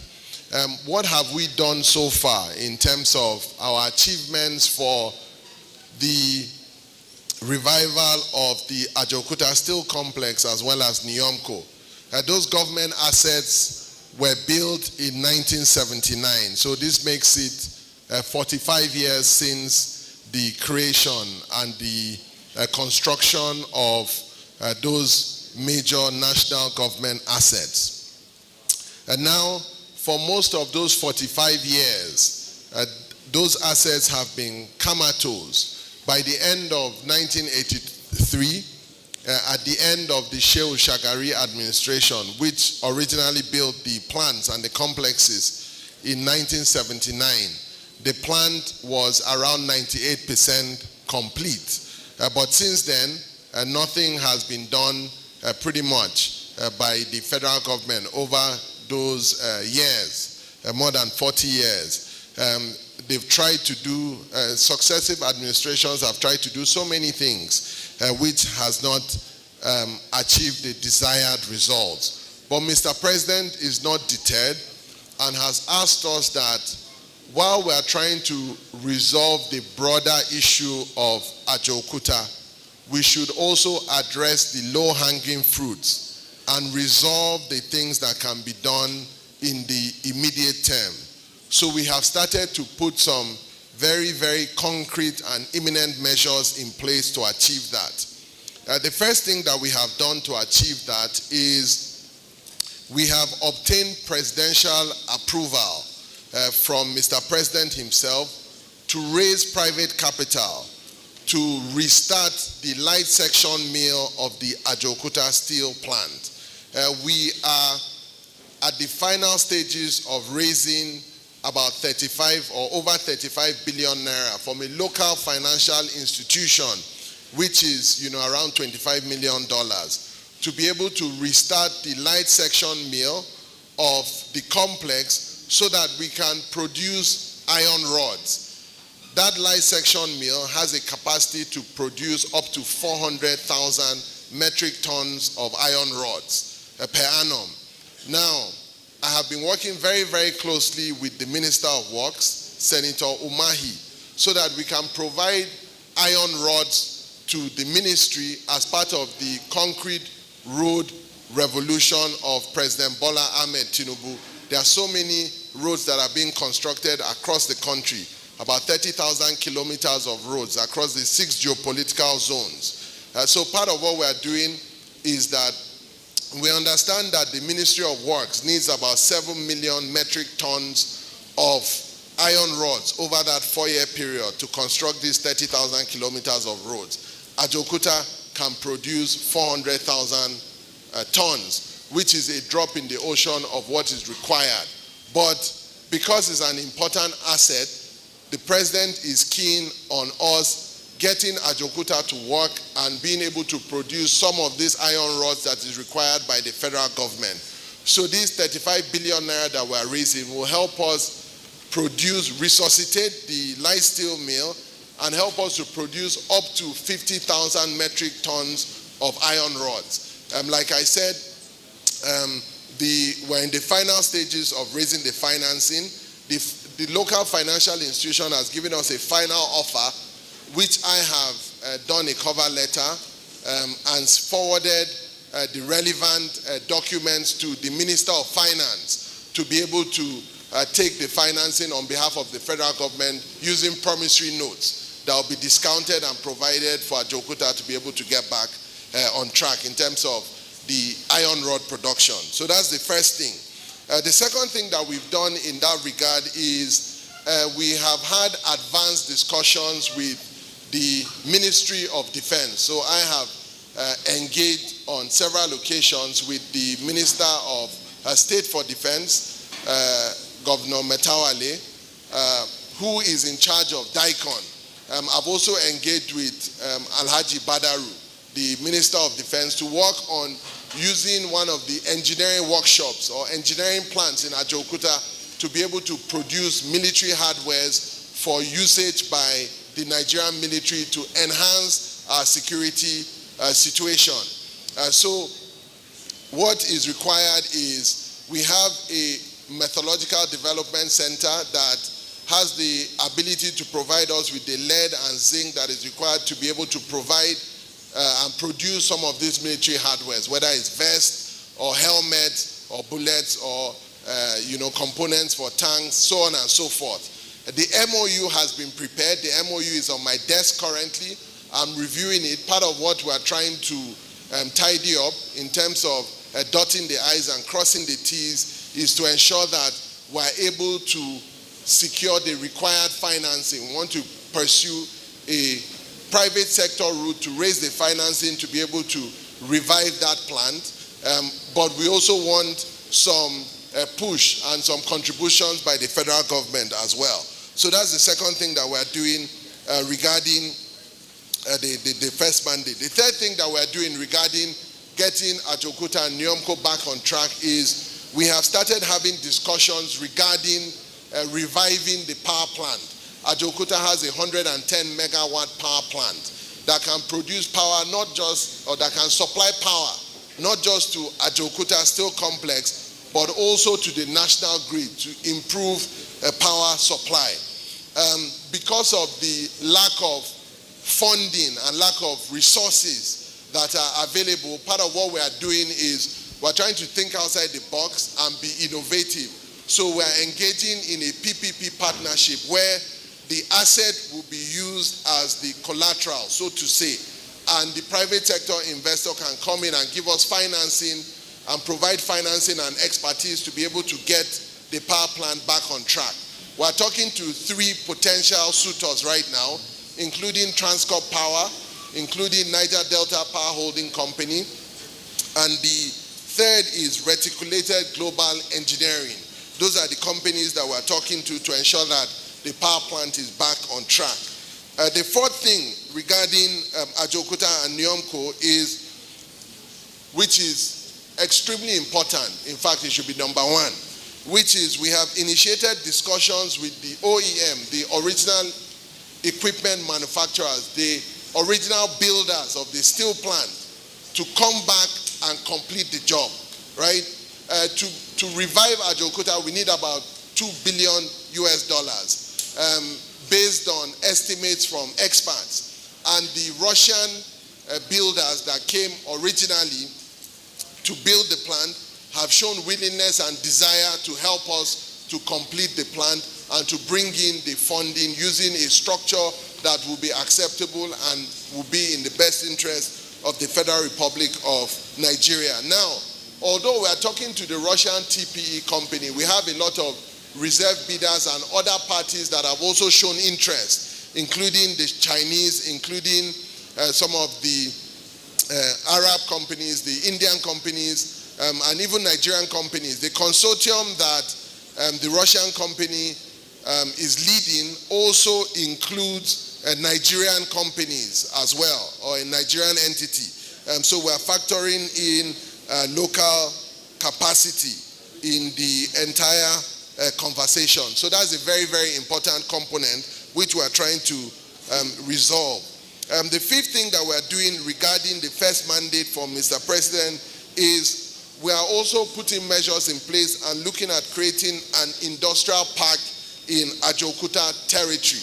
There's a steel territory that occupies about 24,000 hectares of land, which is almost as big as the size of Abuja. Now, of that 24,000 hectares of land that is available, 800 hectares, the steel plant is built on 800 hectares. So there's over 23,000 hectares of land that is available. The idea is to create an industrial park where all steel operators, not just in Nigeria but in West Africa, ultimately will coalesce and produce, steel component. So that will be the industrial hub of Nigeria, hopefully. So that's the desire in terms of in terms of addressing the first component of what Mr. President has desired for us to do in the steel industry. Now, the last component that I will talk about is what is left for us to do, which is very much and closely related to Mr. President's second mandate to us, which is the revival of the entire steel industry. How do we achieve this? It's a very, very critical component of the steel jigsaw. What we are doing to revive the steel industry is, number one, we have drafted an internal document that gives us a 10-year roadmap for the steel industry. We have also drafted an internal document that has produced a 3-year roadmap for the revival of Ajokuta Steel as well as Nyomco. So we have those two documents that have been produced by internal experts. However, we need to take it a step further. We need to consult and work with all the industry stakeholders. We have to be able to do testings. We have to be able to bring in consultants. We have to be able to bring in consultants to look at, similar steel markets that are similar to what we are doing in Nigeria or what exists in Nigeria. So we have to be able to look at, the Indian market, the Egyptian market. We have to look at, even some European markets, including Russia and maybe the US, to be able to decide and determine how best for us to revive the steel industry. That will require some funding. We need somewhere between $2 to $5 million or up to $5 million to be able to draft the roadmap and put all the legworks in place. We're currently in the process of raising financing. So as you can see, we have a lot of initiatives, but financing is, is somewhat of a challenge. But we're not complaining. We're working hard and we're thinking outside the box to put those measures in place. The second thing is we have engaged with a Chinese steel producer, Luan Steel, as well as Mr. President has engaged an Indian steel company, Jindal Steel, at the sidelines of the G20 meeting last year, September 2023, where they committed to bringing in about up to $5 billion to set up a 5 million metric tons of steel plant. Luan Steel, where we were in China on the 1st of January this year, where I was in China together with the Minister of Defense, Alhaji Badaru, has also shown interest in committing about $3 billion to set up a 3 million metric ton steel plant in Nigeria. Part of what we are looking to do is we need to identify the best place to situate the raw materials, the best place that captures a deep sea port, the best place that there's gas supply to be able to bring in all the necessary parameters. So if you look at what we're doing with Jindal Steel, Luan Steel, as well as the money that we're bringing in for Ajokuta, we have a potential pipeline and commitment of up to $10 billion that we are looking to bring into the steel industry. The final thing that I would say is we are looking to put in some policies and enact some bills to be able to guide the industry. One of the bills that we've put in place and that we're looking to enact is the Metallurgical Industry Bill. That has killed the second reading. We're engaging with the National Assembly. Some amendments are being proposed which will be sent to the National Assembly very soon. And the National Steel Council Act will be amended, as well as the Metallurgical Training Industry Bill. Once we put those acts and bills in place, that will provide the guidance for the steel industry. And the last thing that I'll mention is we have also enhanced regulation of scrap metals in Nigeria. And we have engaged the Scrap Metals Dealers Association of Nigeria so that we can provide some regulatory oversight and overview on the scrap metals industry in Nigeria. Thank you very much, and thank you for listening. God bless you. I'm happy to take any questions. All right, thank you very much, Honorable Minister. Very distinguished ladies and gentlemen, for the want of time, we'll take the questions for both the Minister of Youth as well as the Minister of Steel Development. We would just take the question. The ministers would not answer at this time, basically because we want to take those presentations, but on the direction of the chairman of this meeting,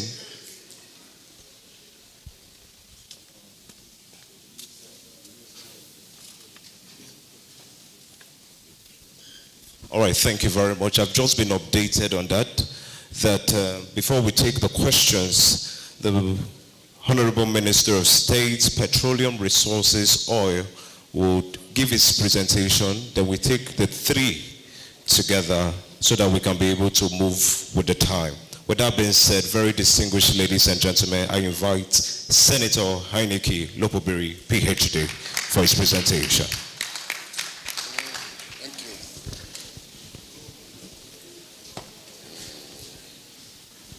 Thank you very much. The honorable ministers who are here, permanent secretaries, very senior government officials, distinguished ladies and gentlemen. I believe that we already exceeded the time allocated to this first, section of the program. So I will try as much as possible to be very brief, so that the next set of ministers who are coming will have their own time.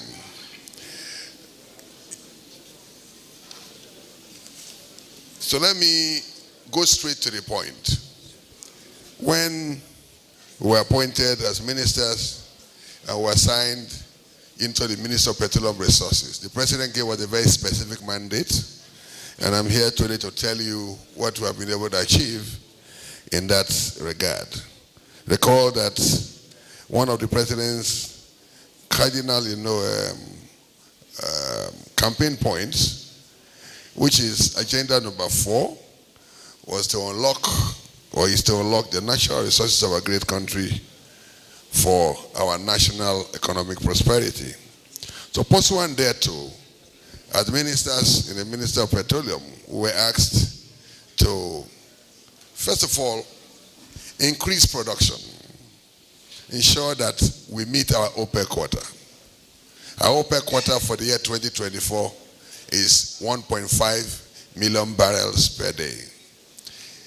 Last year, our OPEC quota was 1.78 million barrels per day. And the reason why our OPEC quota was reduced to 1.5 million barrels per day was because we were unable to meet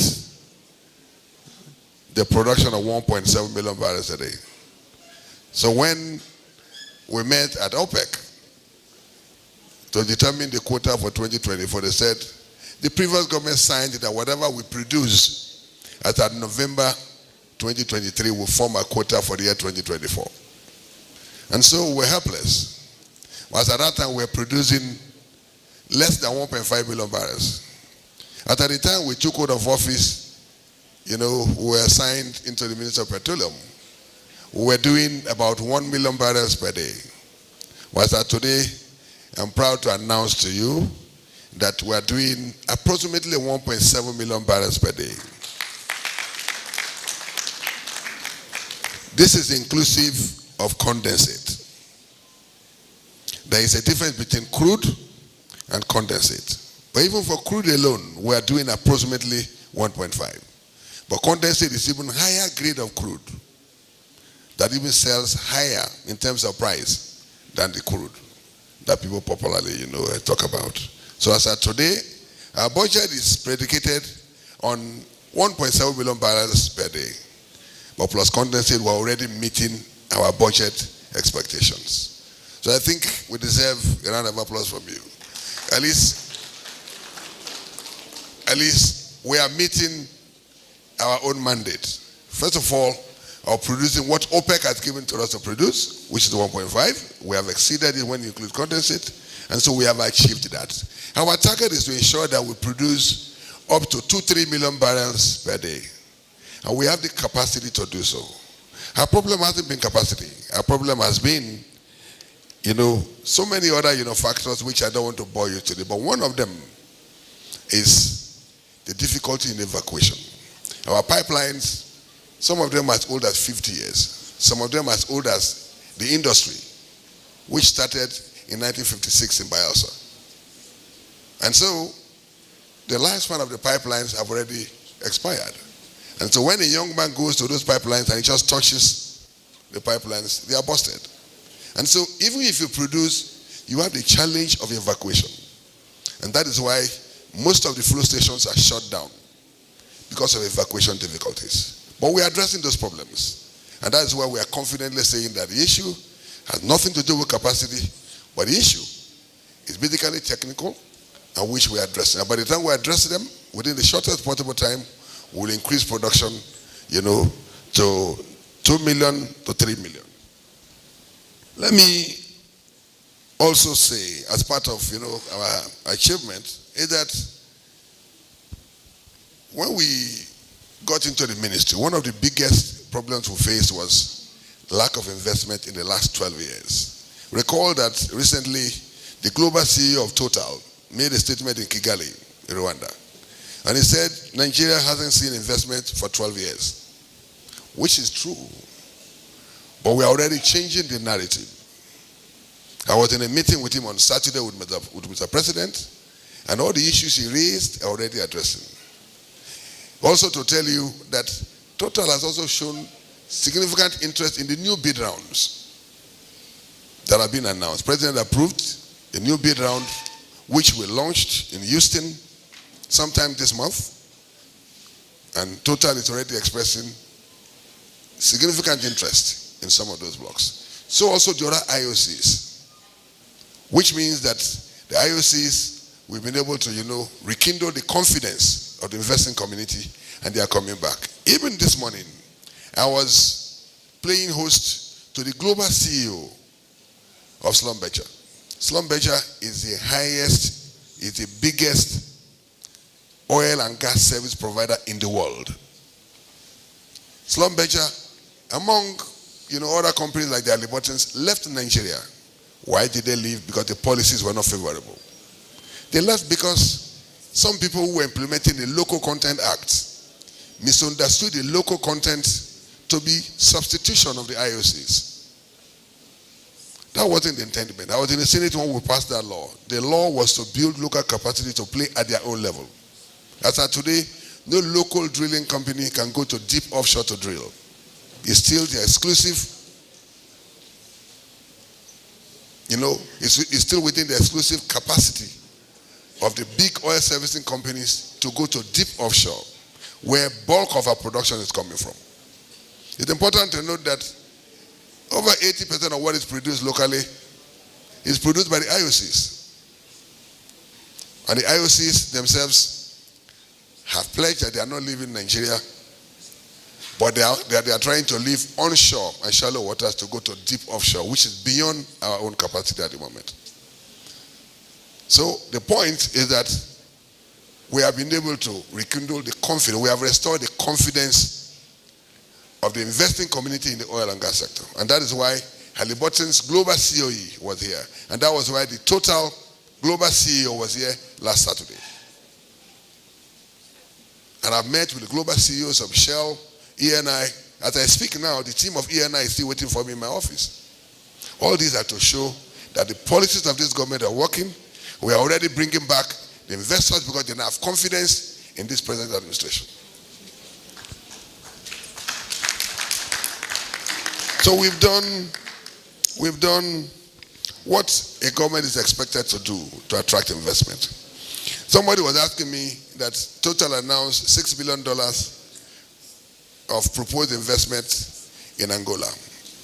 I'm also very, very, happy to announce to you that we have a company that I don't want to tell you now, but there's a company that in the next few weeks will announce a $10 billion investment in deep offshore. And they are in town waiting for me. These were companies that left Nigeria because they believed that there were inconsistent policies. The atmosphere wasn't favorable. But following this administration's policies of deliberately creating the best environment that are competitive globally, they are all coming back. There's also another company that will invest about $5 billion. And these are not stories. But I don't want to preempt the announcement, so let it be that we announce it so that Nigerians will know that Angola cannot be compared to Nigeria. In Africa, Nigeria is the leading oil and gas producer, and we are still dominating that position. Our target in this 2024, having worked very hard to create the enabling environment, is to ensure that we have minimum of $20 billion in investment this year. The only way you can sustain increase in production and generate money that government needs to finance our economic problems, our economic programs, is the oil and gas sector. The quickest way to our economic prosperity is the oil and gas sector. Every country that has oil prioritizes investment in oil. And Nigeria can never be an exception. So what we are doing is to see how we can create that investing opportunity for companies to come and invest. The way the oil and gas sector works is this. If you have an oil block and you do not sustain your drilling program, it's just like somebody who has dug a well, had to keep fishing, the thing will keep going down. This morning I was with a company, and that company alone is saying that they are happy that Slumbije is back to town, and they have a drilling program of drilling 100 wells. You know what that means? That will be another major investment that will attract billions of dollars. You know, the Minister of Petroleum is not a ministry where you execute projects. Ours is to create the environment so that investors in the oil and gas sector can continue to invest in the sector. Nigeria still has the highest reserves in Africa. But the reason why we are not seeing the benefits of these huge reserves is because in the last 12 years, Nigeria's capital investment to reserve was the lowest in the world. We had only 5%. Angola had 46%.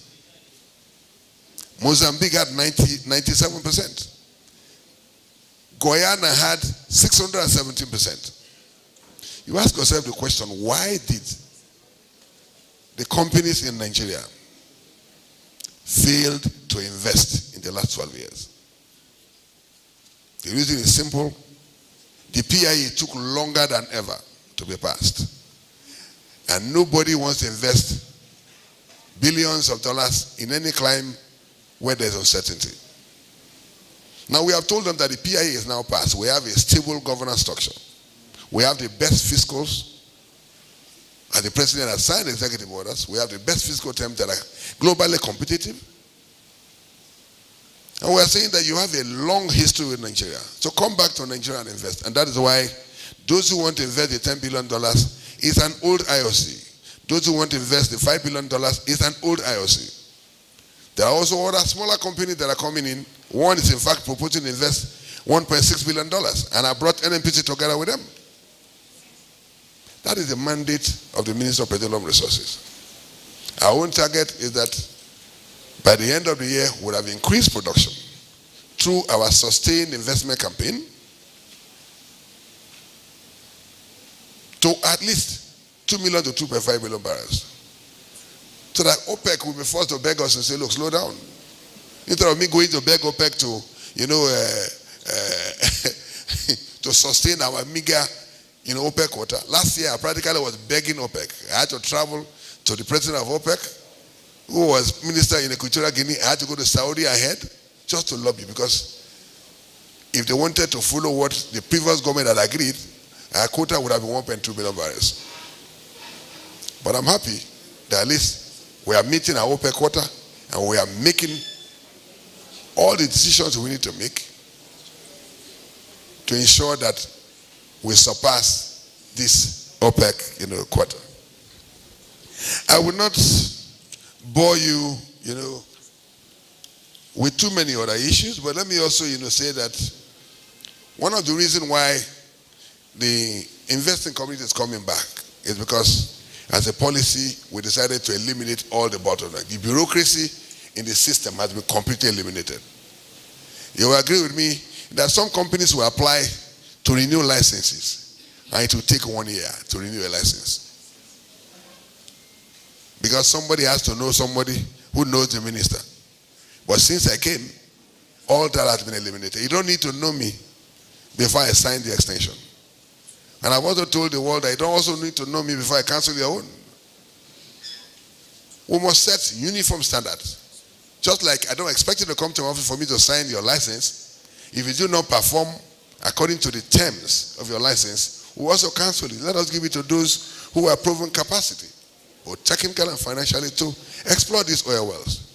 The biggest challenge we have is that we have thousands of idle oil wells that are not exploited. I give one example. There is one oil block between Rivers and then Akwa Ibom.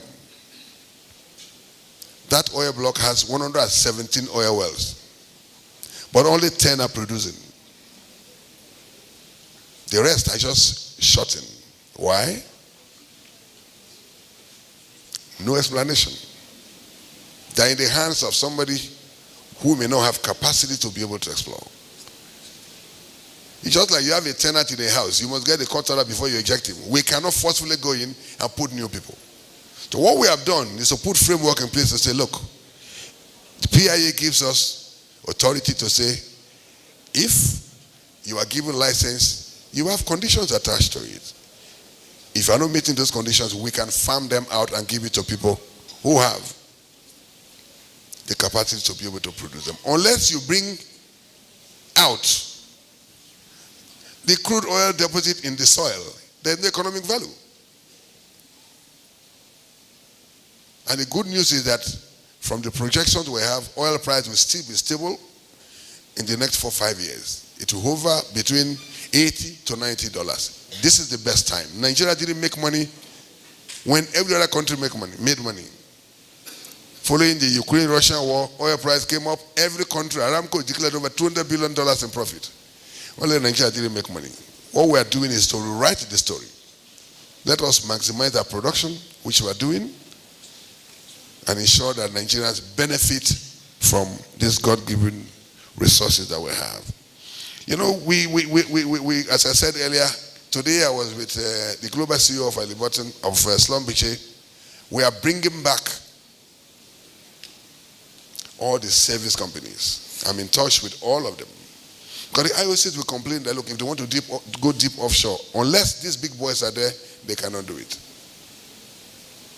And unless they come back, there will also be no competition, which means the price will be higher. And the higher the price is, the more we pay as Nigerian government. Because all these blocks you see, Nigeria owns between 60 to 70%. And so whatever costs that is attached to production, we pay majority of it. And so they are all coming back. Also in the downstream, I also want to assure Nigerians that in the downstream too, we are doing whatever is practically possible. The previous government started the rehabilitation of the refineries. And NNPC is the one that is rehabilitating them, not the Minister of Petroleum. I want to make it very clear. So that you do not blame me. Don't hold me responsible. I'm not the one who awarded those contracts. Those contracts are awarded by NNPC. But I've been to the refineries and I see work going on. And very soon I believe that those refineries will be rehabilitated. We have also given licenses for modular refineries. And some of them are already started producing. And these people don't know me, I don't know them. Some of them have seen me on the road and they say, look, you approved my license without knowing me. And I said, yes, very good, go and work. If you don't work, we'll cancel it without knowing you. So, distinguished ladies and gentlemen, let me conclude by saying that one of the biggest achievements in the Ministry of Petroleum is sustaining the peace in the Niger Delta region. Without sustainability of that peace, the oil and gas companies cannot operate. I'll give you an example. When I was minister in the Ministry of Agriculture in 2015, some of you may be aware of these Avengers. Avengers came and then, caused some havoc. And production came down to below 1 million barrels. And so Nigeria went into a recession. What did we do? We had to engage stakeholders in the Niger Delta to give peace a chance. And production went up to 2 million barrels. So without peace, all the policies we are talking about, all the efforts we are making will be a mirage. And so one of the biggest achievements is engaging the relevant stakeholders in the Niger Delta region to sustain the peace so that oil and gas companies can return and invest so that we can generate the money for the benefit of Nigerians. So, ladies and gentlemen, thank you very much for the opportunity. If there are specific questions, one will be very willing to answer. Thank you very much.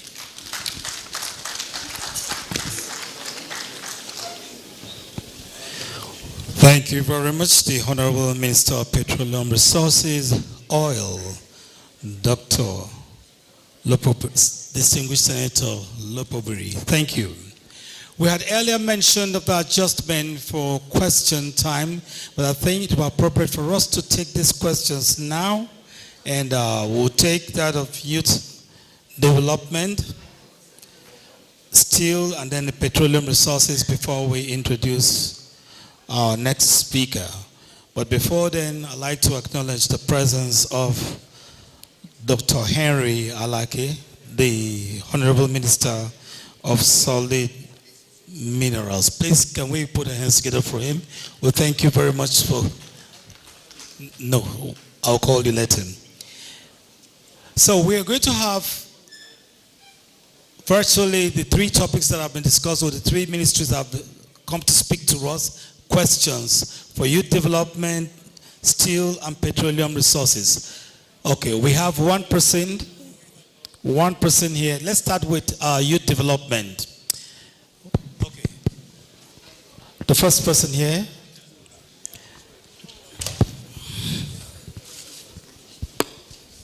Thank you, Honorable Ministers, colleagues. I have two questions, and then one is for the Minister of Steel. Then the second question is for the Minister of Petroleum. So, Minister of Steel, you have given us a very ambitious program. Fortunately, I've been to Ajokuta. I've written stories on Ajokuta. I've also interviewed the last minister on the Ajokuta issue. Unfortunately, all the projections he made, we didn't see them materializing.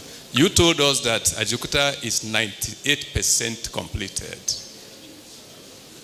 We also know that it was built by a Russian company. From the recovery plan you have told us, Nigeria still appears to be leveraging on foreign assistance. We've done that on Russia. We've done that on Indians. They all duped us. Russia built it. They duped us. because we gathered that he withheld the critical 5% component that was supposed to make Ajokuta work. So what is the guarantee now that you are going back to the same Russians to come and revive Ajokuta? What's the guarantee that they will do it? What is the guarantee they will give us the remaining 2%? Then you are mentioning Chinese, Indians, Russians. Why can't you look for Nigerian content to see whether our indigenous engineers can get Ajokuta back to work? During the Nigerian Civil War, Nigerian engineers produced steel. So we can still look for that. Then, Minister of Petroleum, my question is just one. Why is Dangote buying crude from US to be able to refine in Nigeria when we are talking about local, where to sell our crude and then about local content? It suggests that if Dangote buys from US, he's going to produce and sell to us at dollar rate. And that has not solved our problem. So, you may say NMPC, but NMPC, they are supposed to be under you. And we are still having issues about having petroleum. The refineries are still not working. The filling stations, we still have queues. The prices are still fluctuating. So what can you do to have stability in that sector, sir? Thank you. Okay, let's have from this segment. Okay, madam, you seem to be the only person there. Okay, and you, madam. Thanks you again. I am Princess Ekuya Jude of the Anambra Broadcasting Service. My number one question will be for the Minister of Youth. You said something about 110 billion youth capital investment, but you didn't tell us how youths will key in, because I'm sure some of my brothers will want to key in, so tell us that. Then for the Minister of Petroleum, it is on record that subsidy is no more. But on the streets, we hear that we still pay subsidy. Can you clarify? Thank you.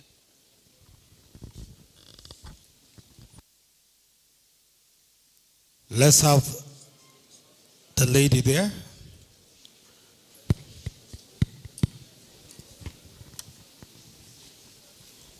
Good afternoon, Your Excellencies. My name is Ujunwa Okonkwo. I report for Voice of Nigeria. My first question goes to the Minister of Youth. You made mention of 300,000 and 700,000 jobs for the youth. You know, the reason for insecurity much in Nigeria is because of lack of no job. No job for the youth. No job for the graduates. Intelligent graduates that graduated from universities after youth service, no job. How do you intend to do this to get down to the grassroots? Because a lot of them are there in the villages, wallowing in hunger and engaging into insecurity. The next question goes to my brother, the Honorable Minister of Steel.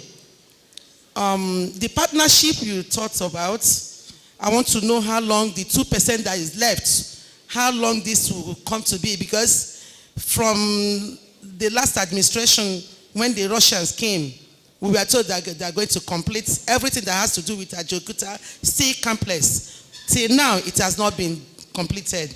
And a lot of things has gone down the drain in that complex. Please, how long will this be? Then to my Honorable Minister for Petroleum, the petroleum oil, Senator Heneke Lokbobri, you talked about calming down the Avengers in the oil producing states. Remember, you calmed them down that time. and whatever they use, the government used to calm them down, as long as they are not fully engaged into doing something constantly, consistently, that will give them leverage or money or whatever to take them away from coming back, they will still come back to fight.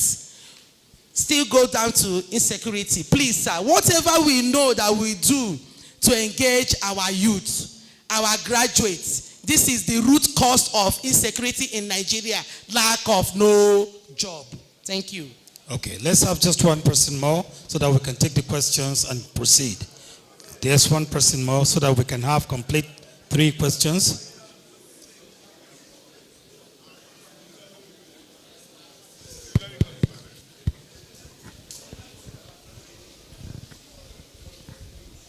Good morning, everybody. Please, I am from Benjamin Mutemi, Blueprint Newspapers.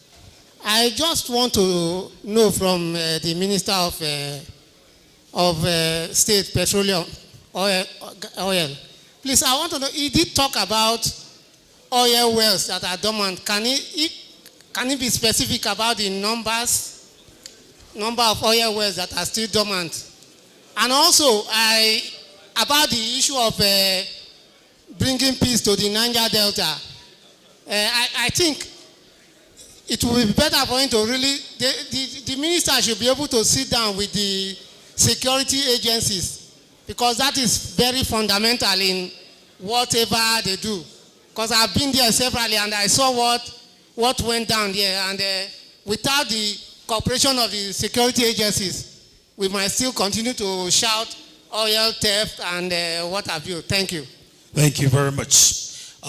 We would like to take responses by the Honorable Ministers of Youth Development first, and then Steel, and then we come back to Petroleum Resources. Okay.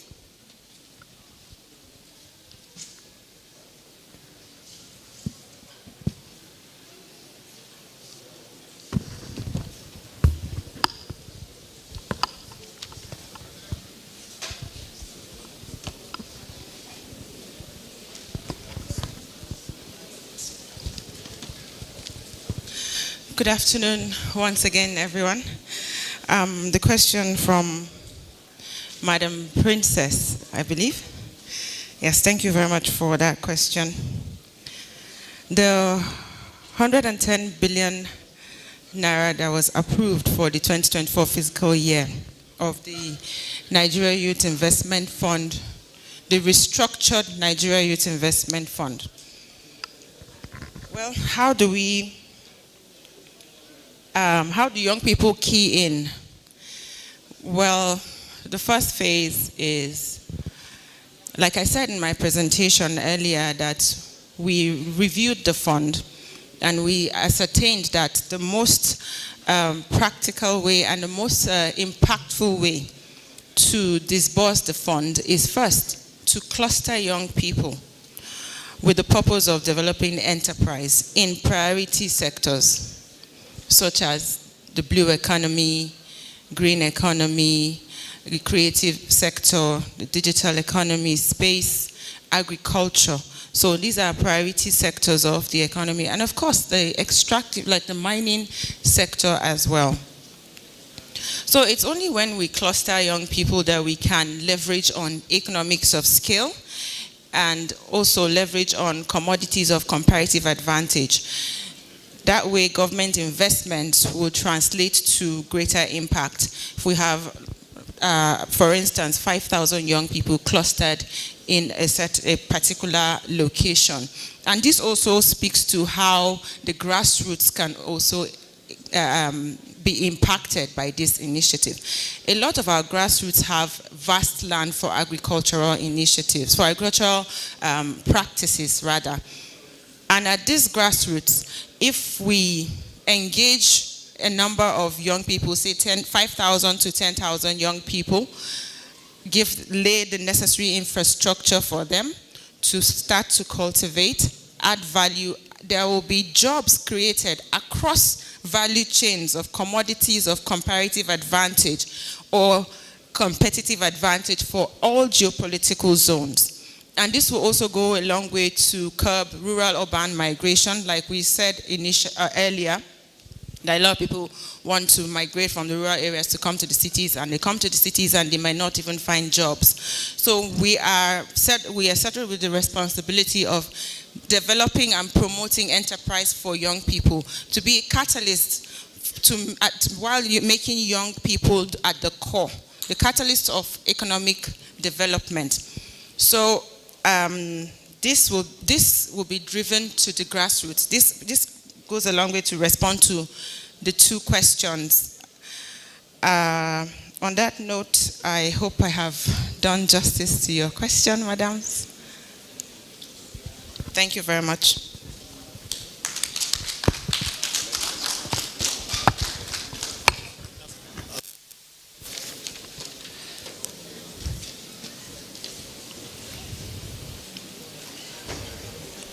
May I at this point invite the Honorable Minister for Steel Development, Prince Shoaib, to come and make responses to these questions.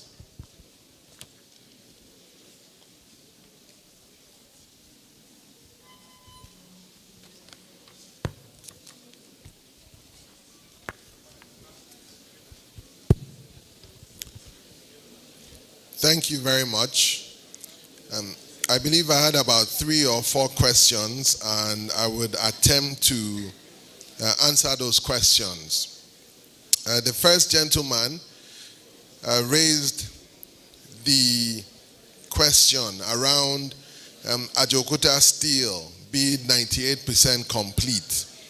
So I just wanted to provide quick perspective on that. Ajokuta Steel Complex was 98% completed in 1994, which was about 30 years ago. Now, since then, there's been a lot of false starts in terms of trying to get the plant working, trying to get the plant concessioned to a technical partner that has the expertise. That hasn't panned out according to plan, because some of the terms of the agreements in which it was done was not in the best interest of Nigeria. And therefore, the plant is unlikely to be 98% complete as at today, if nothing has been done over the last 30 years. Part of what we have to do is to, once we are done engaging these counterparties with all the relevant and technical expertise, they will do a technical audit that would advise us what stage of completion the plant is in and what it will take to finish up the job. In terms of why do we continue to leverage on foreign assistance, again, just to provide some perspective and some color around what is going on in the steel industry.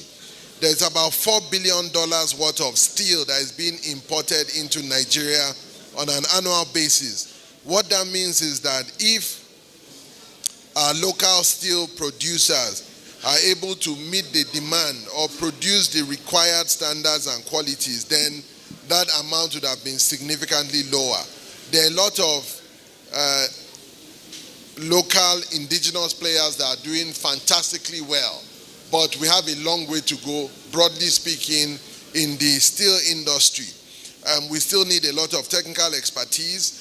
Some of the equipments for the government-owned steel plants are in foreign languages. Interpretation is always going to be a challenge, and converting that to English requires some level of expertise. And why are we not looking at Nigerian companies? Like I mentioned during my presentation, based on what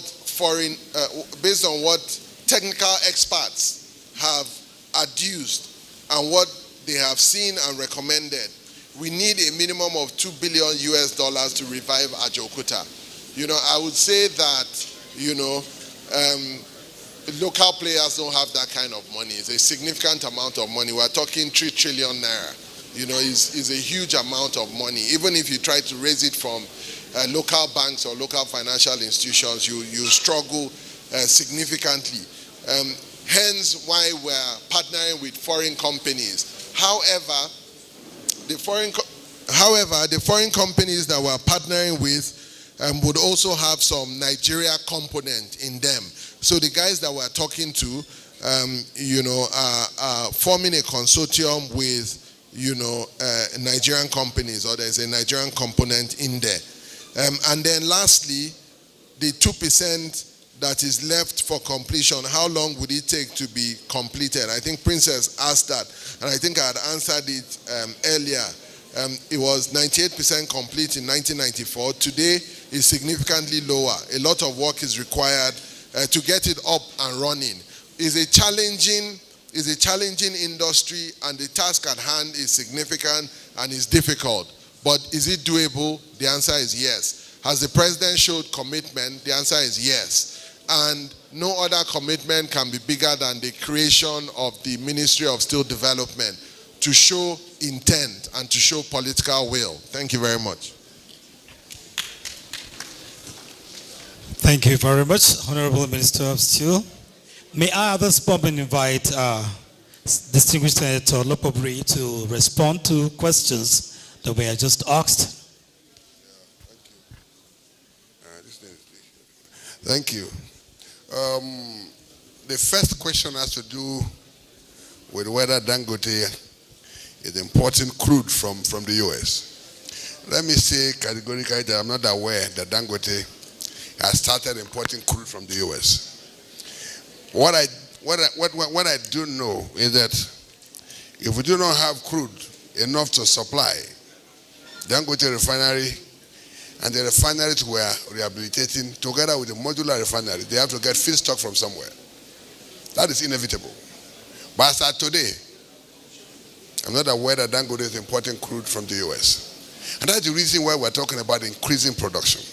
And that's why we're bringing back the service companies to come back and start drilling. That's why I'm also telling you that, look, today or yesterday, a company told me of a drilling program of over 100 wells. The only way we can increase production is to continue, drilling. And in the past 12 years, that didn't happen.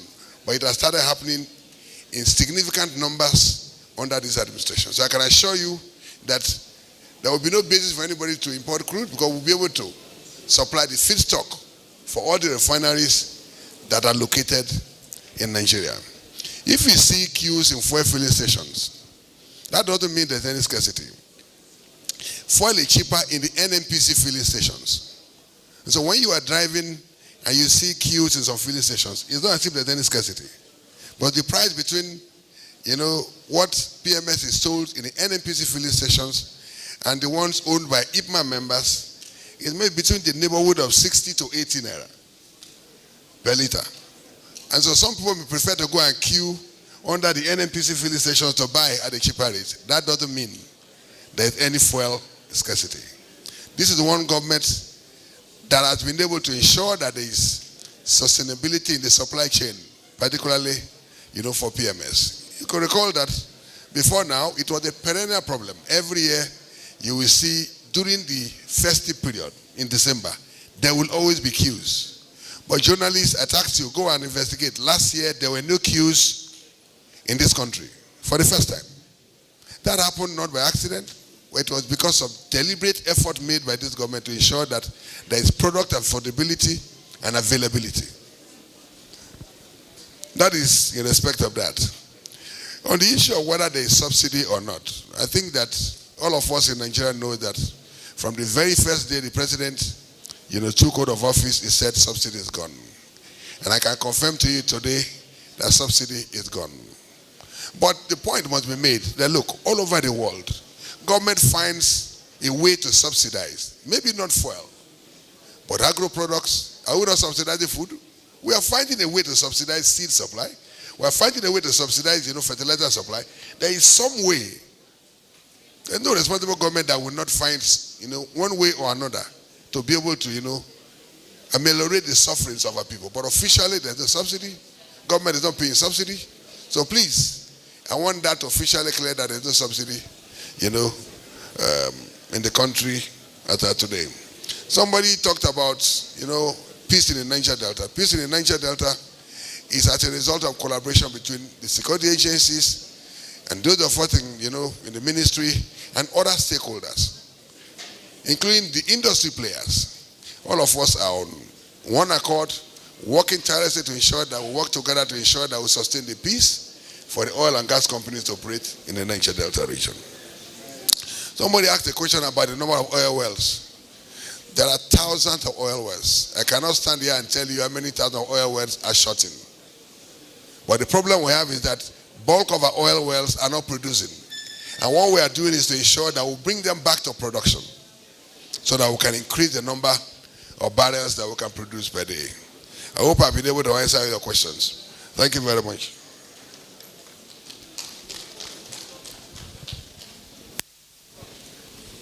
Before you make your gentlemen of the press, let me once again thank you for your patience. And I had mentioned earlier on that this is going to be a bumper edition. I know that you have to make choices about which news to lead with today or tomorrow. But I crave your indulgence to be a little bit more patient. We have the Honorable Minister of Solid Minerals here. He's going to be the next one.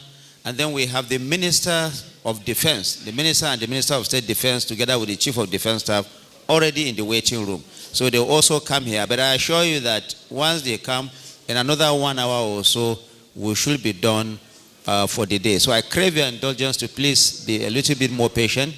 We have chosen not to go on break, but to continue, and we'll soon be done. Thank you very much. All right, thank you very much, Honorable Minister. Very distinguished guests, members of the media.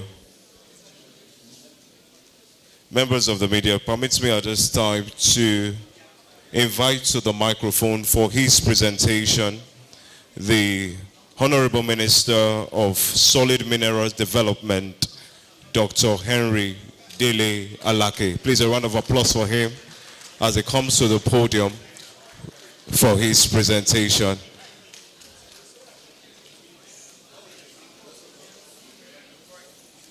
Just a reminder that the presentation is for 20 minutes. Thank you very much.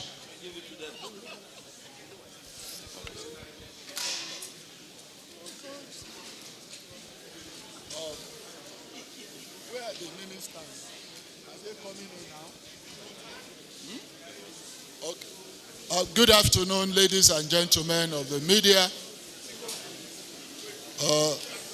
My colleague ministers, the director generals, directors, top management staff of our ministries, and my colleagues in the journalism profession.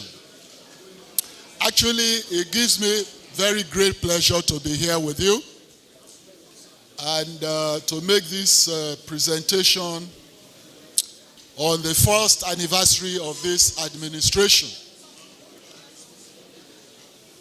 As you are all aware, since 1960 until August last year, or let me say symbolically May 29th last year, since 1960, Nigeria had operated a monocultural economy, which means Nigeria had solely depended on oil, wealth or revenue accruing from the oil sector. And what did that do to us as a society, as a nation? In my own considered estimation, Nigeria over the decades failed woefully to efficiently utilize the revenue that accrued to us from the oil sector. And how did we fail to utilize that? We failed to utilize the humongous amount of petrodollars that came into the coffers of this country. We did not utilize this money to sufficiently create a very solid structural economy in other sectors. And one of the most critical sectors that we failed to address over the decades is the solid mineral sector and agriculture as well. In other climes, the monies that they derived from oil, the monies were used to develop other critical sectors of the economy, such that as revenue flowed in from oil, revenues were also flowing in from these other critical sectors. But our story was not like that. However, as we say in our own climb, the past is history. The future is a golden era that we are foretelling. So therefore, since May 29th last year, on the resumption of our president, there has been a major plank of the renewed hope agenda, which is contingent on the diversification of the economy away from oil. And in any case, the reasons are not far-fetched, because the whole world is moving away anyway, gradually from oil, because I'm sure you all know what is called global warming. Global warming is caused by the energy sources that we use in the world, of which oil, petroleum, is a critical element. Now, all of these energy sources are being gradually de-emphasized, so that the world is moving towards green energy. And what are these energy sources for green energy? They are critical metals, minerals, solid minerals. And Nigeria is so blessed to have an abundance of these solid minerals underground in our country. And that is why the president made the diversification of the economy a critical plank of his renewed hope agenda. And then in August, we came in as a cabinet, and I was assigned the responsibility of ensuring the diversification of the Nigerian economy into the critical metal sector.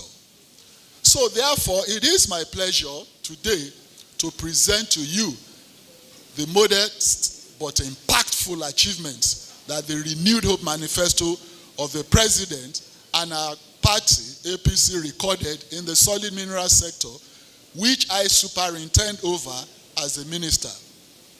Now, first of all, I need to reel out to you the role and mandates of the ministry as given by the office of the President. Number one is to ensure the orderly and sustainable development of Nigeria's mineral resources, develop the mineral sector to contribute to industrialization in Nigeria, to create an enabling environment for private investment, both foreign and local, by providing adequate infrastructure for mining activities, and identify areas where government intervention is desirable in achieving government policy goals and proper perspective in mineral resources development. And number four is to accelerate the development of technical and professional manpower required in this sector. We were also mandated to generate revenue for government through collection of royalties, fees, taxes, and various obligations. We provide information and knowledge for enhancing investments in the sector, working with security institutions to ensure safety and security in the sector through strict monitoring of movement and usage of explosives. In operationalizing the manifesto, the President identified 8 key areas, and these areas were issued by the Office of the SGF. With its vision on the diversification of the economy as a guiding principle, our ministry was identified as a critical machinery for achieving priority in this very, very important sector. We are to unlock the energy and natural resources of this country for sustainable development. Now, given the aforementioned, on assumption of duty, I assembled my team, and after receiving briefings from all departments, all agencies, and having an overview, I came up, my team and I rolled out a 7-point agenda, which would help us in actualizing the mandate of the Renewed Hope agenda as it concerns the solid mineral sector. The appointment, or my appointment, provided a historic opportunity to participate in the strategic conversations on how best and how far our new administration could redeem the promises of renewed hope that the Nigerian people voted for. If you recall, after the swearing in of Mr. President last year, May 29th, a few days later in June, I was appointed the Special Advisor on Special Duties, Communications, and Strategy.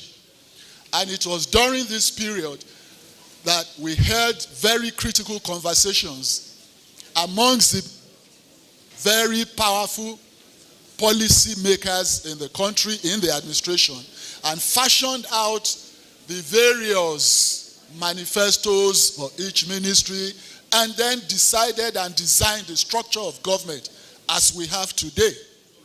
And that was what led to my assuming the saddle of leadership in the ministry.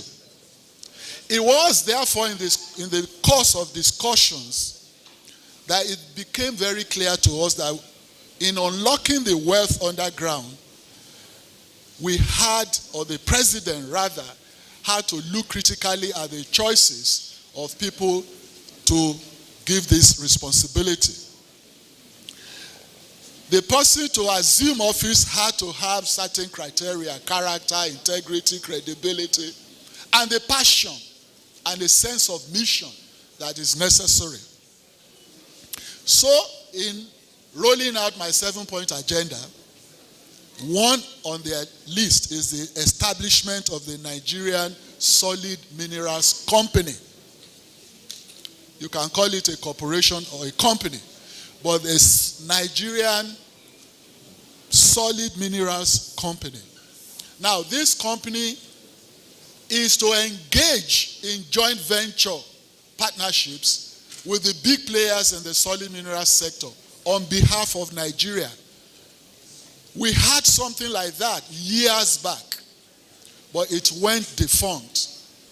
So we are revitalizing that instrument because it is very, very important. I will go into the details of that later. The second item on the agenda is gathering of big data.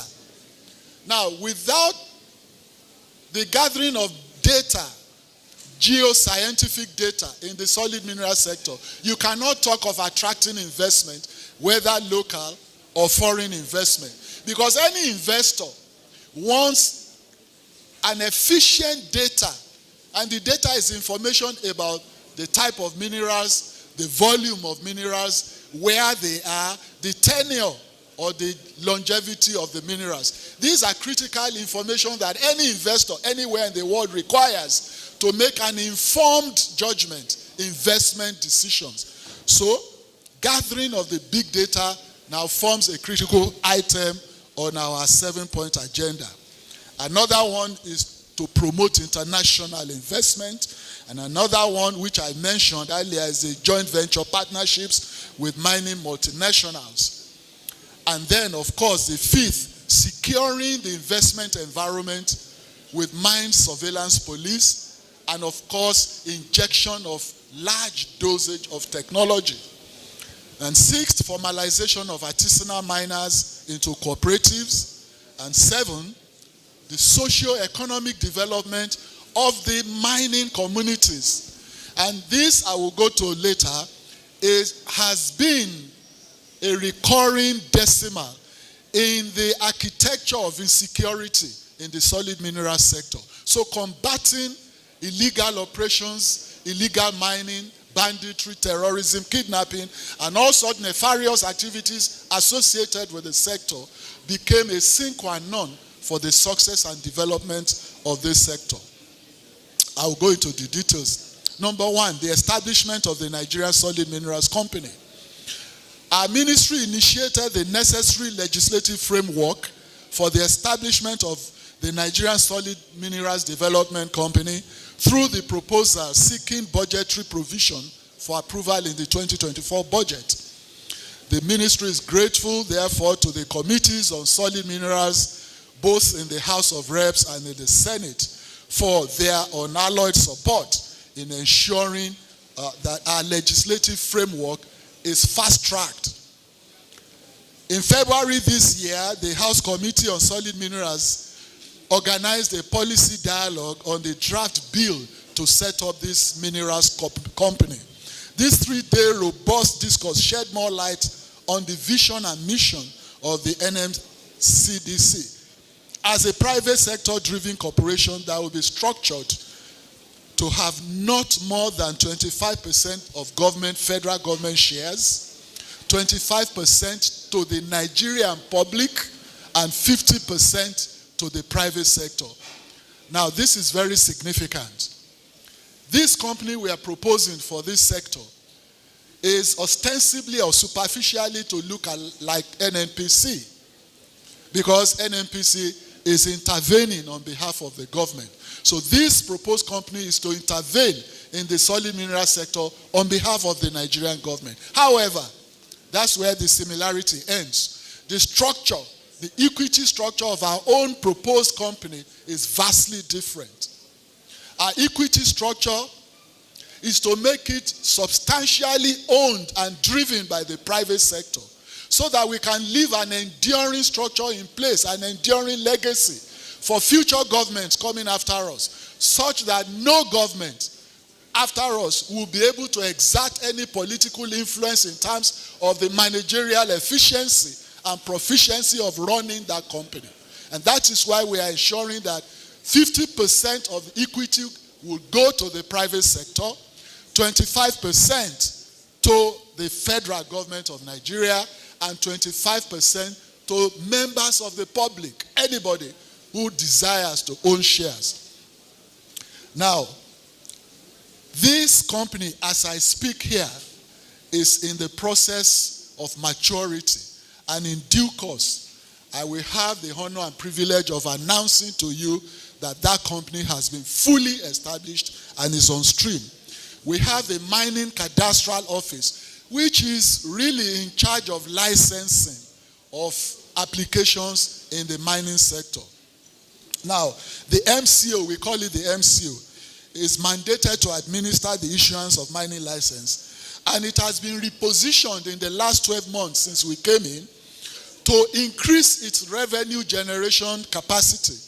The EMC Plus application portal, or a software, has been modified to cope with the new challenges. The modifications include completion of recording and archiving mineral title documents, completion of acquisition, geomining, referencing, cadastral centers, and so many.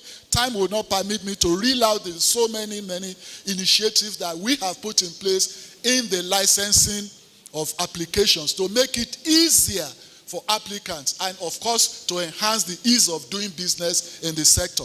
Only a week ago, I unveiled the DSS, the decision support platform of the ministry, which means from anywhere in the world, not in Nigeria, anywhere on the planet, you can, at a click of a button on your device, see all the information that you require to help you or enable you make investment decision in Nigeria's solid mineral sector. That support system was unveiled last week by me. The efforts to sanitize the operations led to 2 revocation exercises, because one of the critical items on the agenda is to sanitize the operating environment of the solid mineral sector in Nigeria.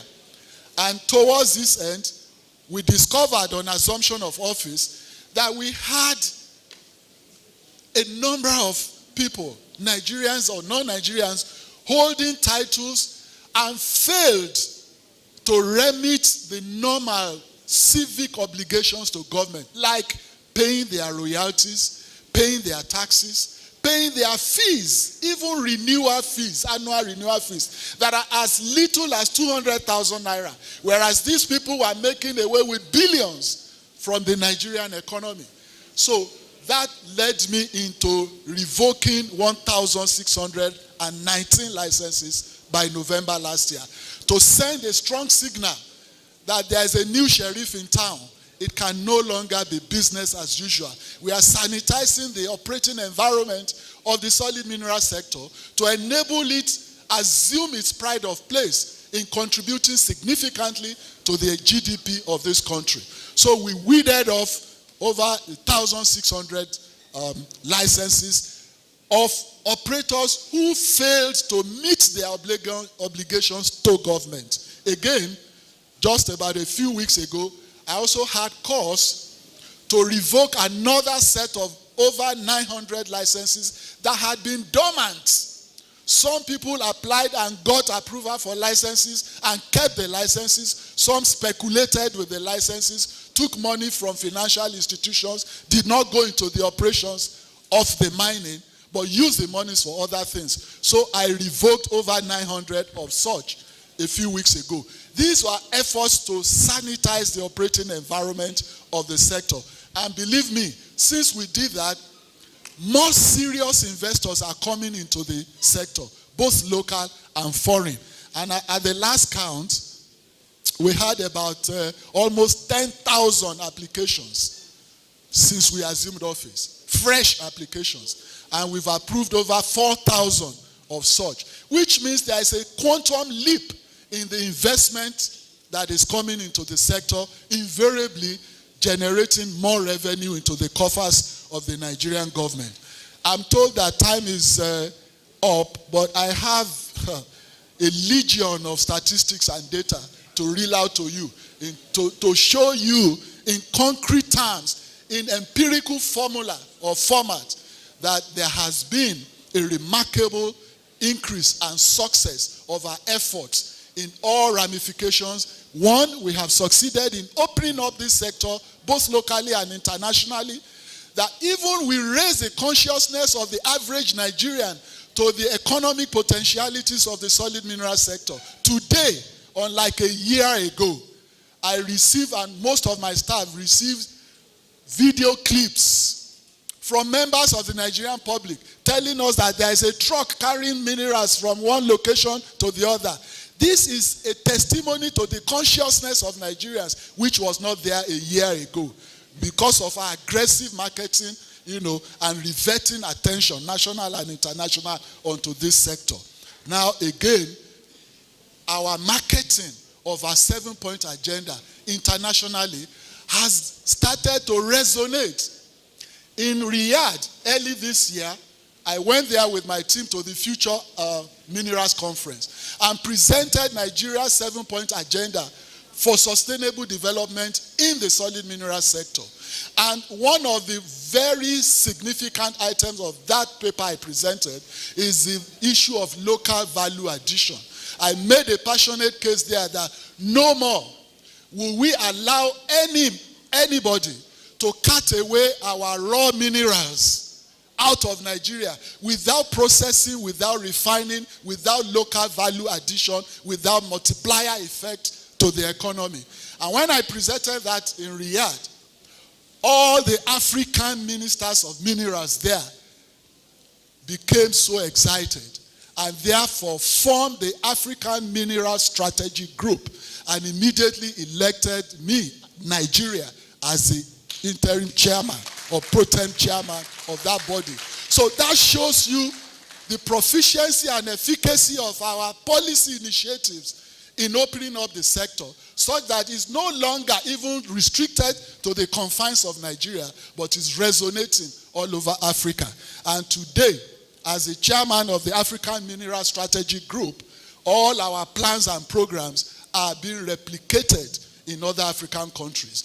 Lately, in South Africa, in Cape Town, I was at the Indaba conference, mining conference. You know, South Africa is a long mining country, and they deal with mining, almost over a century before us. However, given the efficacy of our own plans, the president of South Africa said it on stage that they were copying the Community Development Agreement of Nigeria, and they were copying it in South Africa. And this is something that we reeled out and redirected and reviewed and unveiled just about 2-3 months ago. So, ladies and gentlemen, there are so many things I need to tell you, but I'm being prompted to go and sit down. So I will wait for your question and answers to elucidate further. Thank you very much. As the Honorable Minister went on and on, all you could see was the passion behind his voice. Can we please give a round of applause to the Honorable Minister once again? Thank you very much, sir. While the Honorable Minister of Solid Minerals was making his presentation, the Minister of Defense, Honorable Mohammed Badaru Abubakar, CEO MNI, stepped into the building. Please, a round of applause for him. Thank you for coming. Also, we had the Minister of State Defense, Honorable Bello Matawale, come into the hall. Please, a round of applause for him. Thank you for joining us. We have the Chief of Defense Staff, General C.G. Musa, in the house. Please, a round of applause for him.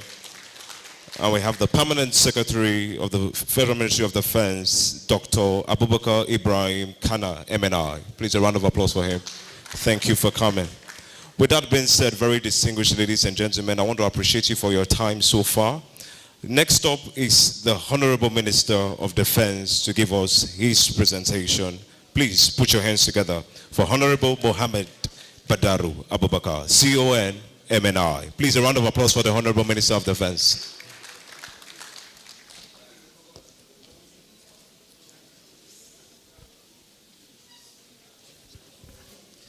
Thank you very much. I thought we will have enough time, but because of the 20 minutes, 30 minutes limit, I will just go straight to the issues. First and foremost, for every security operation to be successful, there must be collaboration and jointness. That is what we lacked before.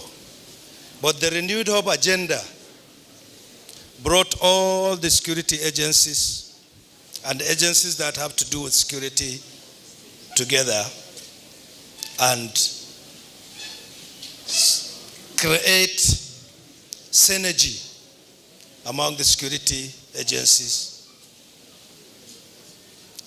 And that helped greatly in the operations that we do.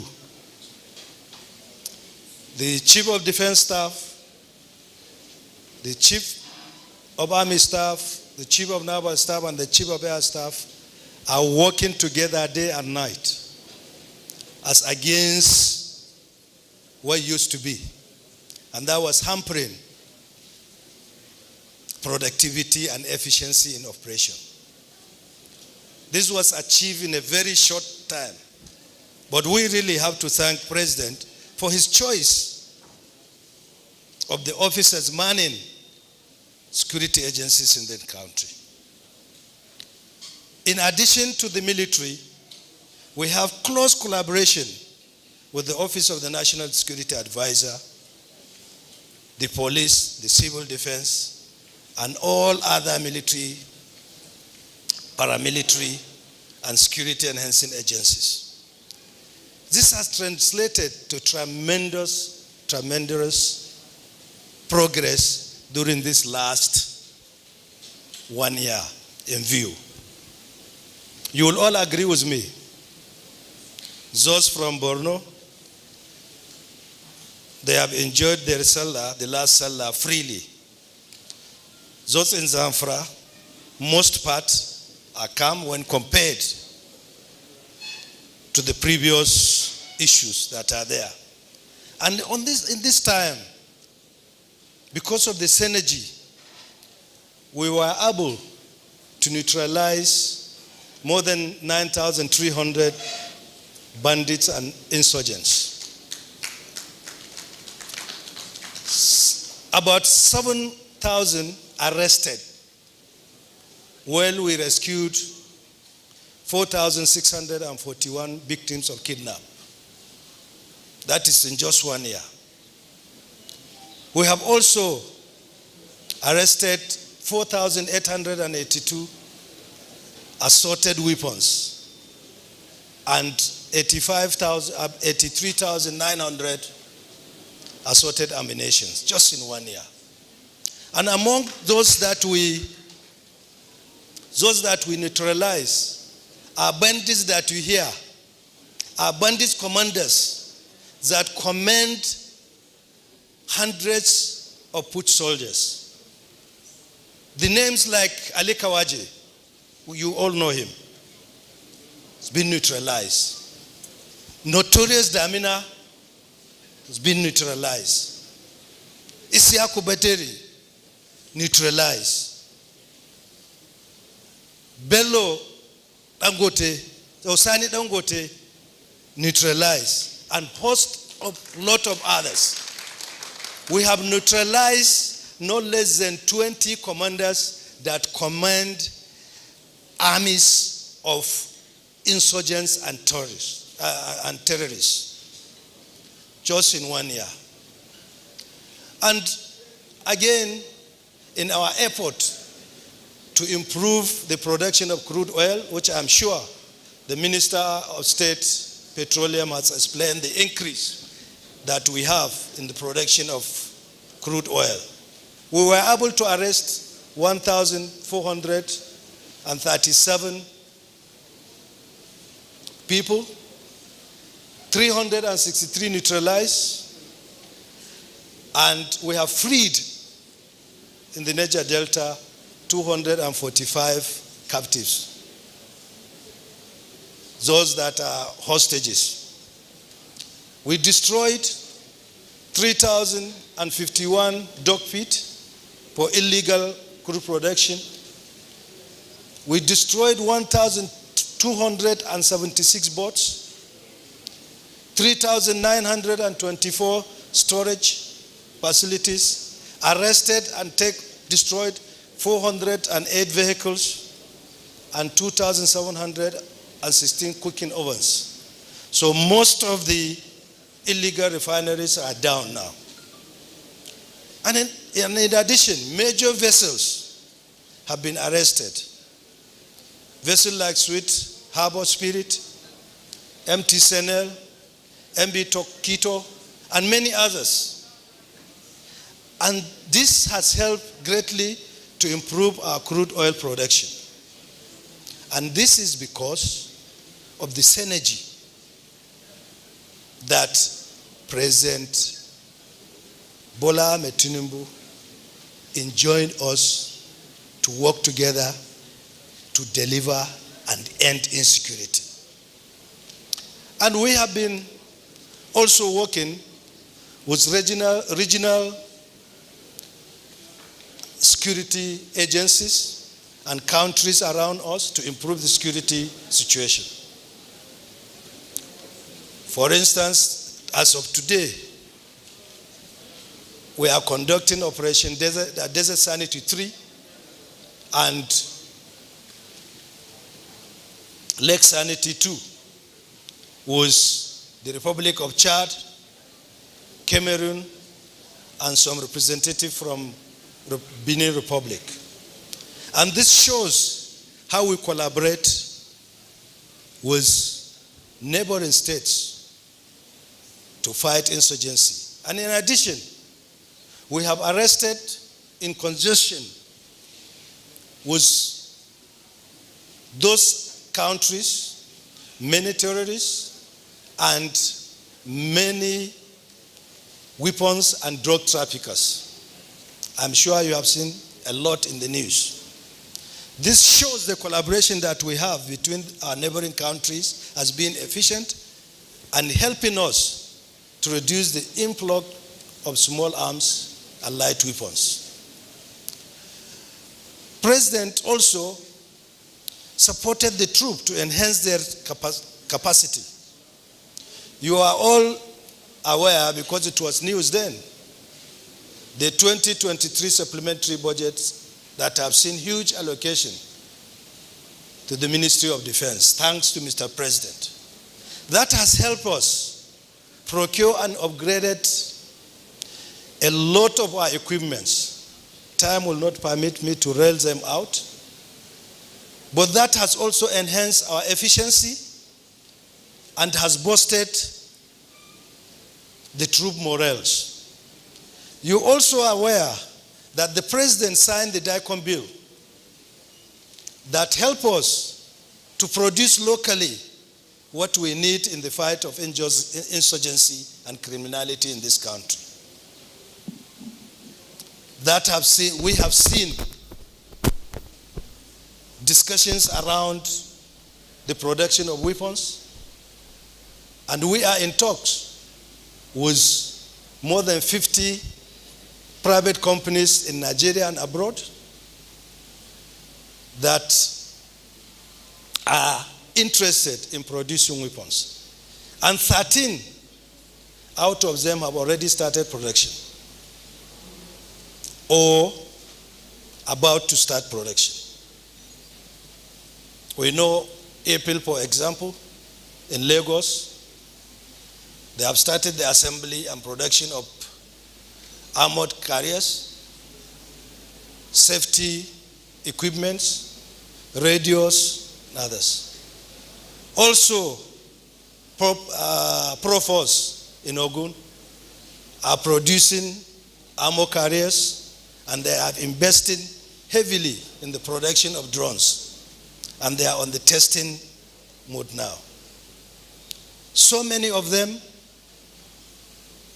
are doing just what the DICOM bill dictates. And I believe before the year runs out, we'll be able to launch the DICOM show that will see to the production of all military and paramilitary uniforms in the country. Effort is put in place in DICOM also to synergize with universities for research and development so that we can produce much more. And still, in the period under review, our production line that has not been operating for years have started operation for this production of small caliber ammunitions.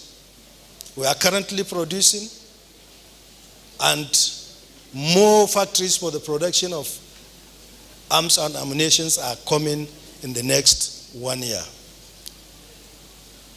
In the personnel welfare, because to have the spirit to fight and also keep their morale, the president have supported the armed forces with a lot of welfare packages.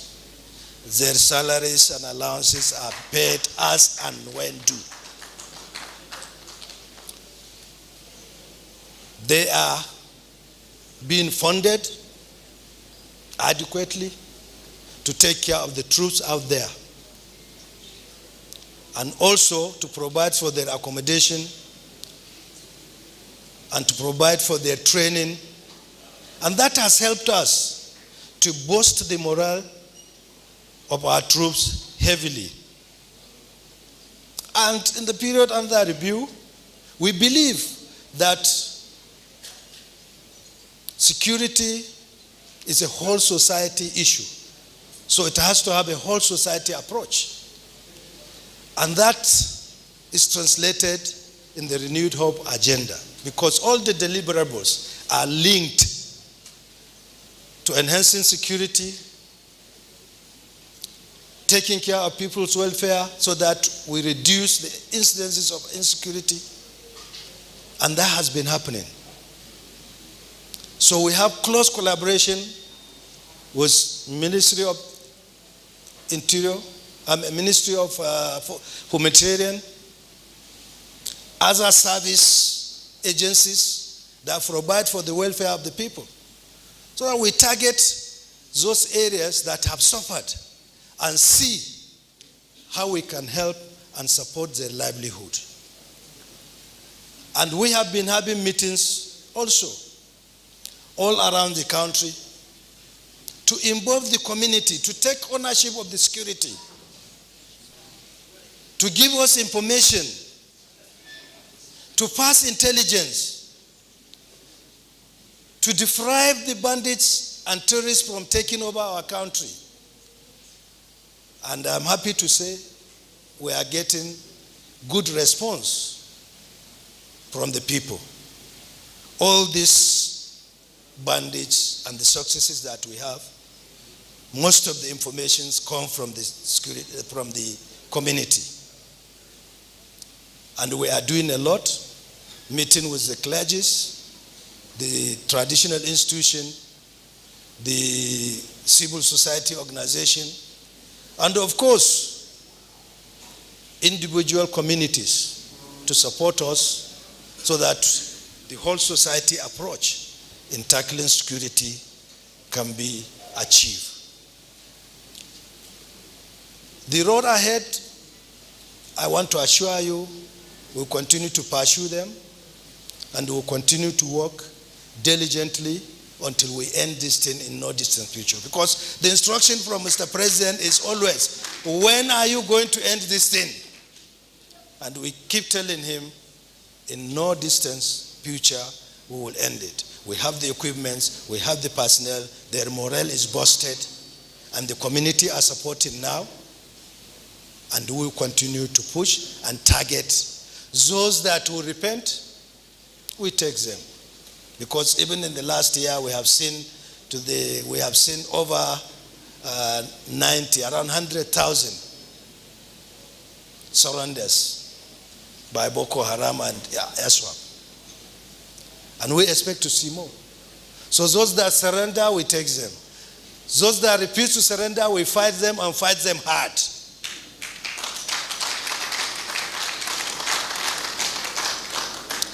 One question you will ask, why are these attacks coming?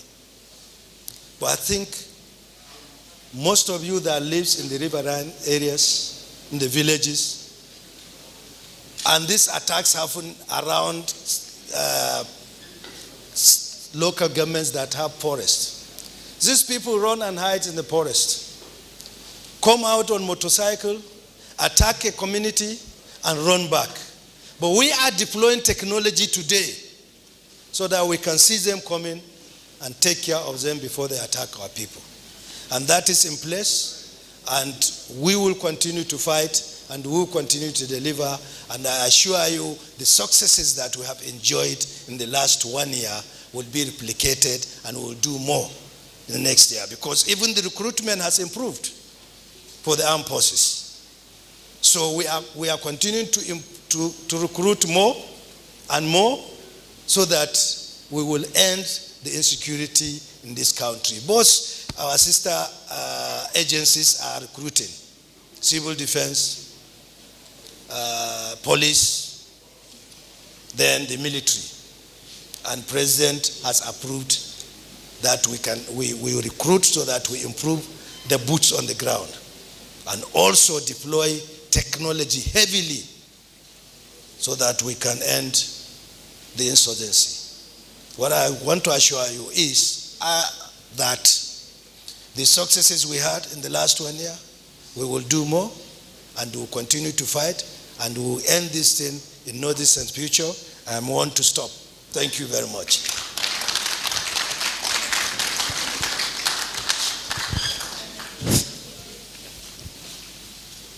Thank you very much, Honorable Minister. Very distinguished ladies and gentlemen, at this time, we'll take questions from the media. For this session, we'll take 4 questions at this trench. So can we just show our hand? Number 1. Number 2. Number 3. The woman on brown. Do I have a 4th person? Number 4.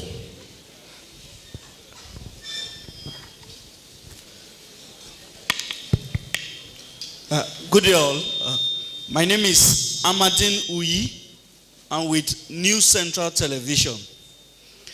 My question goes to the Minister of Solid Minerals. Connected questions. I'll start with you talked about mineral mapping. And we know that without an extensive mineral mapping, Nigeria's solid mineral sector cannot kick off. Unfortunately, this has been talked right from the time of President Olusegun Obasanjo. We are glad that you have said that the ministry is taking this as a priority because of government's willingness and a hunger to take advantage of the mineral sector. But my worry is, we know this will cost millions of dollars. It's not something that can be done in 6 months or 1 year or one budget cycle. I want to know how the ministry intends to solve this problem, the problem of funding for the mineral mapping. Then it leads me to the second question. We know that just like in the oil and gas sector, where when you are drilling for petroleum, a lot of time crude oil comes with associated gas. And because Nigeria does not have a solid mineral mapping, we know that most of the times minerals are mined. You might be mining for lithium. There are other associated minerals that form with lithium.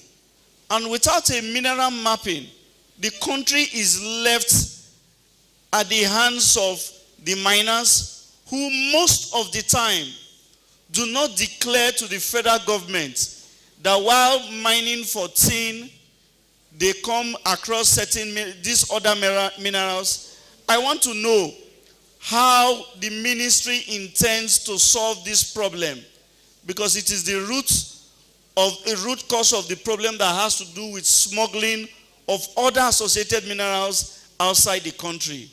Then finally, in preventing what has happened in the Niger Delta region, the mistakes Nigeria made in oil, over the last few years, we have found out that mining companies that go to mine these solid minerals do not have a valid or authentic environmental impact assessment.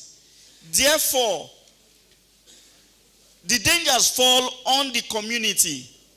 Just like the Pfizer case in Kano, there are reported cases of communities suffering from health challenges because of these miners. And because of that, we want to know how the ministry intends to stand up for the rights of host communities to see that they are protected from not just illegal miners, but miners that have valid licenses but do not put the health implications of communities first. Thank you very much. Yes, hello, excuse me. Gentlemen of the press, your attention here, please. Gentlemen of the press, please pay attention here. The ushers, hello, ushers. Please stop that distribution. We will soon be done, and then you can continue your distribution of light refreshment. Actually, when the bags were coming in, people were wondering what we have in those Ghana must go bags. So I think they wanted to be as transparent as possible, but it's also creating some noise and some chaos around us. I implore you to please hold on. We'll be done after the question and answer session, and then you can distribute whatever is there in the Ghana must go bags. But I know that what we have there is light refreshment. Light refreshment, nothing more than that. Thank you very much. Something light. Question number 2. Yes, thank you, Honorable Ministers. My name is Dr. Emmanuel Anule. I work with AFP. I just want to find out from the Minister of Defense that following the final withdrawal of the French troop in Niger last year, December, there have been these general concerns about what a potential gap this will provide in terms of fighting insecurity within the Sahel region. I just want to find out from the Minister of Defense, is Nigeria also concerned about this, the withdrawal of these troops regarding his collaboration with sister nations around this region to tackle insecurity. Thank you so much. Thank you. Question number 3, the lady on brown.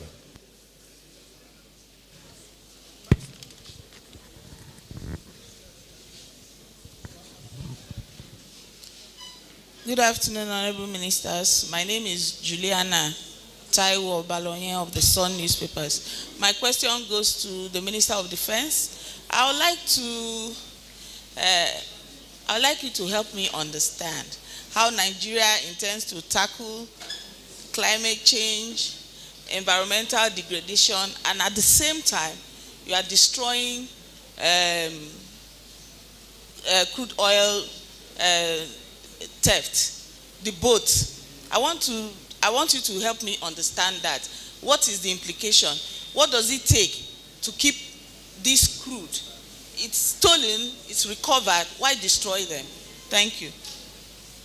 Now, question number 4 there. Can we quickly move the mic? Your name, your media organization, then your question.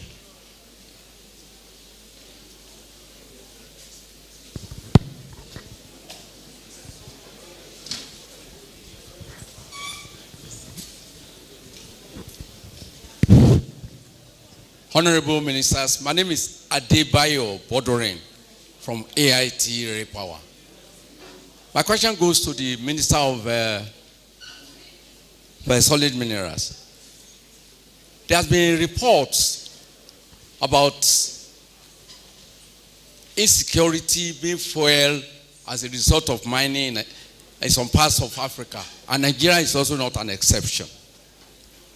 So I'm asking, what effort is being taken to ensure security from the mining sites, at the mining sites, and also in ensuring that those who are fueling insecurity as a result of illegal mining are brought to book? And like the way they have been, the report has been going, is that these people are operating like the drug cartels in different parts of the world. And so they not only fuel insecurity, they will also do everything possible, including elimination of lives, in order for them to sustain their illegal activities. And therefore I ask, Honorable Minister, are you safe? All right, thank you very much. Before we get to responses from the Honorable Ministers, may I quickly announce that we have in our midst the Permanent Secretary, General Services Office of the Secretary of the Government of the Federation. He is also the head of the Interministerial Committee Secretariat. Please, let's welcome Dr. Nnamdi Maurice Mberi, OON. Please, can we put hands together for him? Thank you very much. Honorable Minister, you may wish to respond to the questions. Thank you very much for those very pungent and succinct questions and direct. The first one is in relation to the big data gathering, which our friend over there asked. If you recall, in my preambles, I did mention that one of the critical items of my 7-point agenda is big data gathering. And I gave the reasons that if you are serious about attracting investment into the sector, into the solid mineral sector, you must have efficient data, because it's the efficient data that investors will use to make an informed investment decision. And like you've rightly pointed out, it's very expensive business. Generating data is not just generating any data. Your data must be accurate. It must also be certified by international data certification agencies, so that your data would have international recognition And it is only when that is done that investors all over the world will not think twice before coming into your environment to invest. And yes, you said it's very expensive. I agree with you, it's a very expensive thing. In actual fact, in the year 2024 budget proposal that we submitted, we put about 200 billion.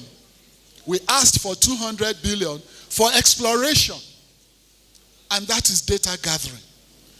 But because of the paucity of funds generally across board, we couldn't get anything anywhere near that at all. So, in our own lexicology, there is nothing like impossibility. So we put our own creative endeavor into motion. And we are adopting other strategies to secure funding. One of which is a PPP arrangement.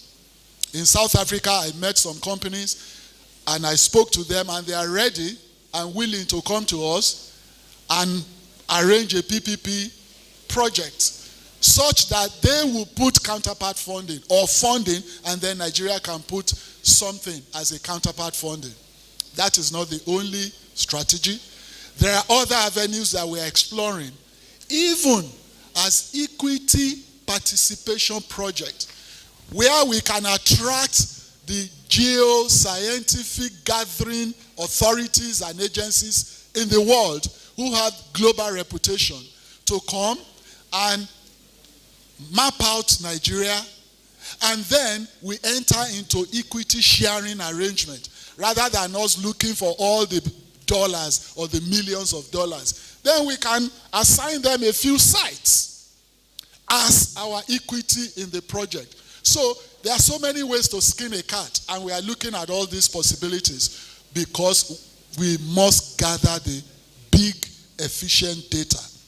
The second question relates to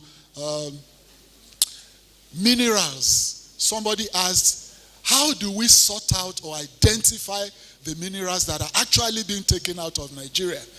That was one big challenge that we met on ground. And we are able to put in place initiatives to surmount that challenge. In fact, when I was in Australia, at the African Down Under annual mineral conference, and you know Australia is a big mining country, I was told there that our own lithium in Nigeria is one of the highest qualities, one of the highest grades in the world. Not only that, it's also associated with nickel, with copper. So when you take a rock or an ounce of our lithium, you are not just taking lithium away, you are also taking nickel. You're also taking copper. So we now devised what we call testing centers. My ministry has embarked on the establishment of testing centers. We had one or two before, but grossly inadequate to curtail these very, very rampant practice of operators who would under-declare or not even declare the associated minerals they are taking out. So with the establishment of these testing centers, we are working in conjunction with the customs. I've been having discussions with the customs, with the security, the various security agencies on ways and means of actually controlling and ensuring that only the declared minerals are taken out of Nigeria. And we've been saving a lot of money for this country in the process. The third one is the EIA, the Environmental Impact Assessment, that the operators who engage in illegal activities. Now, when an operator is an illegal entity, of course, that operator does not go through the crucibles of regulatory framework. So, if he now, as we have discovered, a lot of connivance on illegal activities in the mining sector are conducted or operated by our host communities, by various categories of Nigerians. Of course, we say foreigners are involved. But no foreigner will come from any country outside Nigeria to come to your backyard without your active participation, connivance, collaboration, and conspiracy. So when we are looking at all of these issues, we should look at them holistically. It is not just enough for government to muster the energy, the security personnel, inject the technologies, without a change of mindset by every one of us. The individuals are involved. It cuts across all elites, traditional rulers, legislature, executive, judiciary, you name it, including the media. Everybody is in one way or the other guilty. So we need a national orientation. We need a restructuring of our mindset to be able to combat some of these things. Yes, in the environmental degradation, we have regulations. Any operator that is licensed by our ministry must submit an EIA report, which is the Environmental Impact Assessment Report, before he is approved. It is only the illegal operators who don't go through this regulatory framework that engage in the conduct of illegal operations and, of course, degrading the environment with the active connivance of the host communities. So we are combating that with our Mines Inspectorate Division. We have what is called the Environmental Impact Assessment Department in the ministry that we created to monitor all of this. In fact, at the last count, a few weeks ago, I got a report. We have over 1,000 pits, over 1,000 abandoned mining pits across Nigeria. Of course, delving into history, we discovered that most of these abandoned pits were abandoned by the mining colonialists in the past, especially in the northern part, in the plateau area, Jos Tin mining and all that. All those ones that were abandoned by the colonialists are still there, constituting environmental degradation and danger. And we have, of course, itemized them. We took an inventory of them, and we are embarking on what we call remedial efforts or remediation, either covering up the pits or converting the pits into more constructive uses, like pools, like water conservation, for irrigation, and all of that. So we are converting all of these things, and we are battling the environmental degradation. And henceforth, if you must know, nobody under my watch will be approved to mine without a critical plan for remediation efforts after the mining. Now, the last question concerns security. My friend Bayo from AIT mentioned security, which is also another very critical item on our agenda, combating insecurity. And I did mention in my remarks that insecurity associated with minerals is not peculiar to Nigeria. But we know that anything Nigerian has a gargantuan dimension. That is why our own dimension becomes quite critical and very worrisome. And so, on assumption of office, I made serious, strenuous representation to Mr. President. And not just me, the Minister of Environment, the Minister of Marine Economy, because we noticed a lot of leakages and pilferages in all of these sectors. And the President set up an interministerial committee on securing our natural resources. These natural resources comprise mineral sector, the forest resources, and the marine economy. And this interministerial committee is chaired by me, and we have, in fact, some of my members are here, the ministers of defense. They are members of that interministerial committee, and the Minister of Environment as well. So we got to work, and we subpoenaed all the security agencies, the chiefs of staffs and everybody. We had meetings, and we gave a directive that we needed to put in place a new security architecture to combat all of these illegalities and, terrorism, banditry, anything nefarious associated with the sector. And of course, the work of that committee is still on. However, with peculiar nature of our own solid mineral sector, we couldn't wait. So again, I sought the permission of Mr. President and got an approval to create what we now call the mines marshals. And in conjunction and collaboration with the Minister of Interior, I was able to secure over 2,000 strong men from the Civil Defense Corps. And we turned them over to the military. Our ministers are here.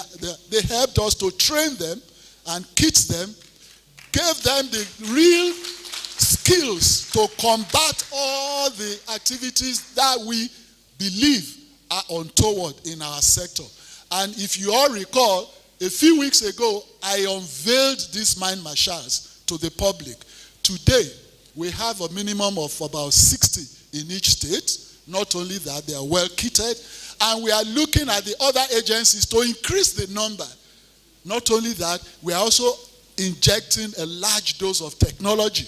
We are acquiring satellite surveillance to enable us monitor all activities on every mining site in this country, real time, so that we can quickly mobilize and deploy these highly dynamic and mobile mine marshals to combat or stem whatever illegal activities. Today, I'm happy to announce to you that just within some few weeks of operation, the mines marshals have been able to apprehend over 100 or 200 operators, illegal operators in the country. And as we speak here, over 133 of such people are undergoing prosecution right now. And in fact, only about a week ago, 2 foreign nationals were jailed as a result of conducting illegal operation. These were things that never happened a year ago, and they are happening now. And that is to tell you that our renewed hope agenda is working and it will continue to work. Thank you.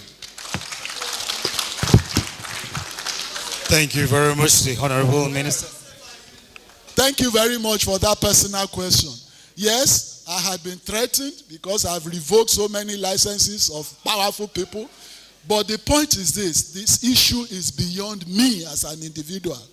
If I'm removed today, somebody else will come there and do more, because we have established the structure and we have really given the direction. And our vision is that when we would have left, Nigerians would have become so used to a higher standard of governance delivery, they will not brook anything lower than that. I am very safe. Thank you. Thank you very much, Honorable Minister. May we now invite the Honorable Minister of Defense to respond to questions being asked as to what he's been doing. I can tell you, my senior brother is really very safe. Well, the question is on the withdrawal of troops from Niger, French troops from Niger. If there are gaps or if we are concerned. The two questions are the same. First of all, the government of Niger decided to ask them to leave. A responsible government will not ask troops to leave unless they have alternative. And that is our consolation, that we believe they asked them to leave because they have other alternatives that they believe might be more efficient for them to work with. Certainly, the security situation in our neighboring countries is of a great concern to us. But again, if they decide to take a path that they believe will be better for them, we have to respect them for that. And we have to continue to work together to see that security is enhanced in the region. So we are not concerned. We don't see any gap because we have absolute trust that they have alternative and they have reason for doing what they do. And an issue of maybe people will ask what is our relationship with Niger today. It's cordial.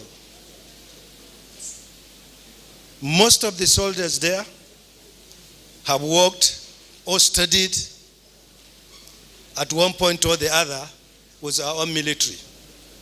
So they are in constant touch with them. CJ Musa know almost all of them. At one time or the other, they have met in a course or in a study or in a joint task force and share ideas. Some of them even studied in Nigeria. So we have that comradeship and respect. And to show you that happens, in about 2 weeks ago, I think it's on the 3rd or 6th of this month, sharing the intelligence that we have with the Nigerian authority, one very terrible bandit, Bello Medaji, was arrested in Niger. So that to show that we are working together and we are not really deeply concerned with the situation of the withdrawal or non-withdrawal or whatever troops are in Niger. On the issue of oil theft and the destruction of boats, yes. The Navy are concerned with destruction of boats that are carrying cargo. So they have changed to offload the cargo before they destroy the boats. Because those boats are there and are many and are causing havoc. I think we destroy a lot from the statistics I read. There is no way to keep them. So we just, and you arrest nobody, so you cannot even prosecute. So you just destroy the boats, take out the oil that is there. I read the full report that I have. I could have told you how many liters of crude oil we recovered from those operations. But we are circulating the complete report, and I think you will see from there that we are taking the oil. We are not destroying the boats with the oil inside. We are very, very much aware with the environmental situation in the Niger Delta, and the Navy is really concerned with the environmental situation in the Niger Delta. And I think it's even because of the environmental situation that in some cases we see bandits that we see oil thieves that we can bomb, but we prepare to arrest them or chase them out so that we don't bomb and destroy the environment. I think those are the two questions that I have, and I want to re-emphasize the issue raised on the mining security.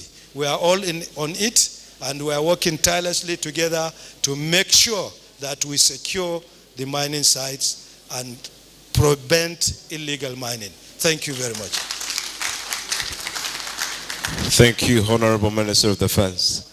Very distinguished ladies and gentlemen, at this time I would like to invite the Honorable Minister of Information and National Orientation, the indefatigable Honorable Minister. He has been here since morning, so please put your hands together for the Honorable Minister as he gives us the closing remark.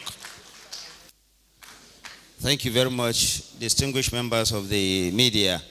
We thank you for your patience. And like I said, this is just the beginning. We have received briefings from 7 ministers today. About 11 ministers were here, but we received briefings from 7 ministers. And one thing I also want us to emphasize is the synergy that you're also seeing between ministers and ministers of state. All the ministers that have come here with their ministers of state are here to support them. We thank the Honorable Minister of State for Defense, Dr. Bello Matawale, for supporting the Minister of Defense. We also thank the Chief of Defense Staff. If you think that what is happening here is only political, the actors are also here represented by the Chief of Defense Staff. And I want to say that tomorrow we are going to continue with this. Like I said, this is a continuation of the sectoral briefings to herald the 1-year anniversary of Mr. President. I will continue to take these briefings. We don't want to waste much of your time because we know that we have to go and file your reports. But thank you for your patriotism. Thank you for coming. But please, I will leave you with this last word.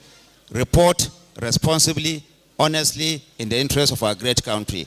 Thank you very much. Tomorrow, 9:30, please. You have to have the national anthem before you go. National anthem first, please, before you go, please. Thank you. National anthem.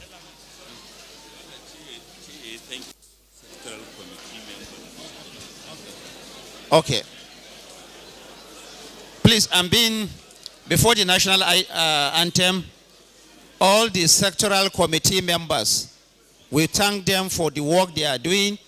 We should know that the Honorable Minister of Budget and Economic Planning is also the chairman of the subcommittee on this sectoral presentation. We thank them for all the work that they are doing, and we hope that they will continue to do more until the very end. All the heads of agencies here, permanent secretaries, special assistants, special advisors, we thank all of you for doing what you have done. Thank you very much. National anthem, please.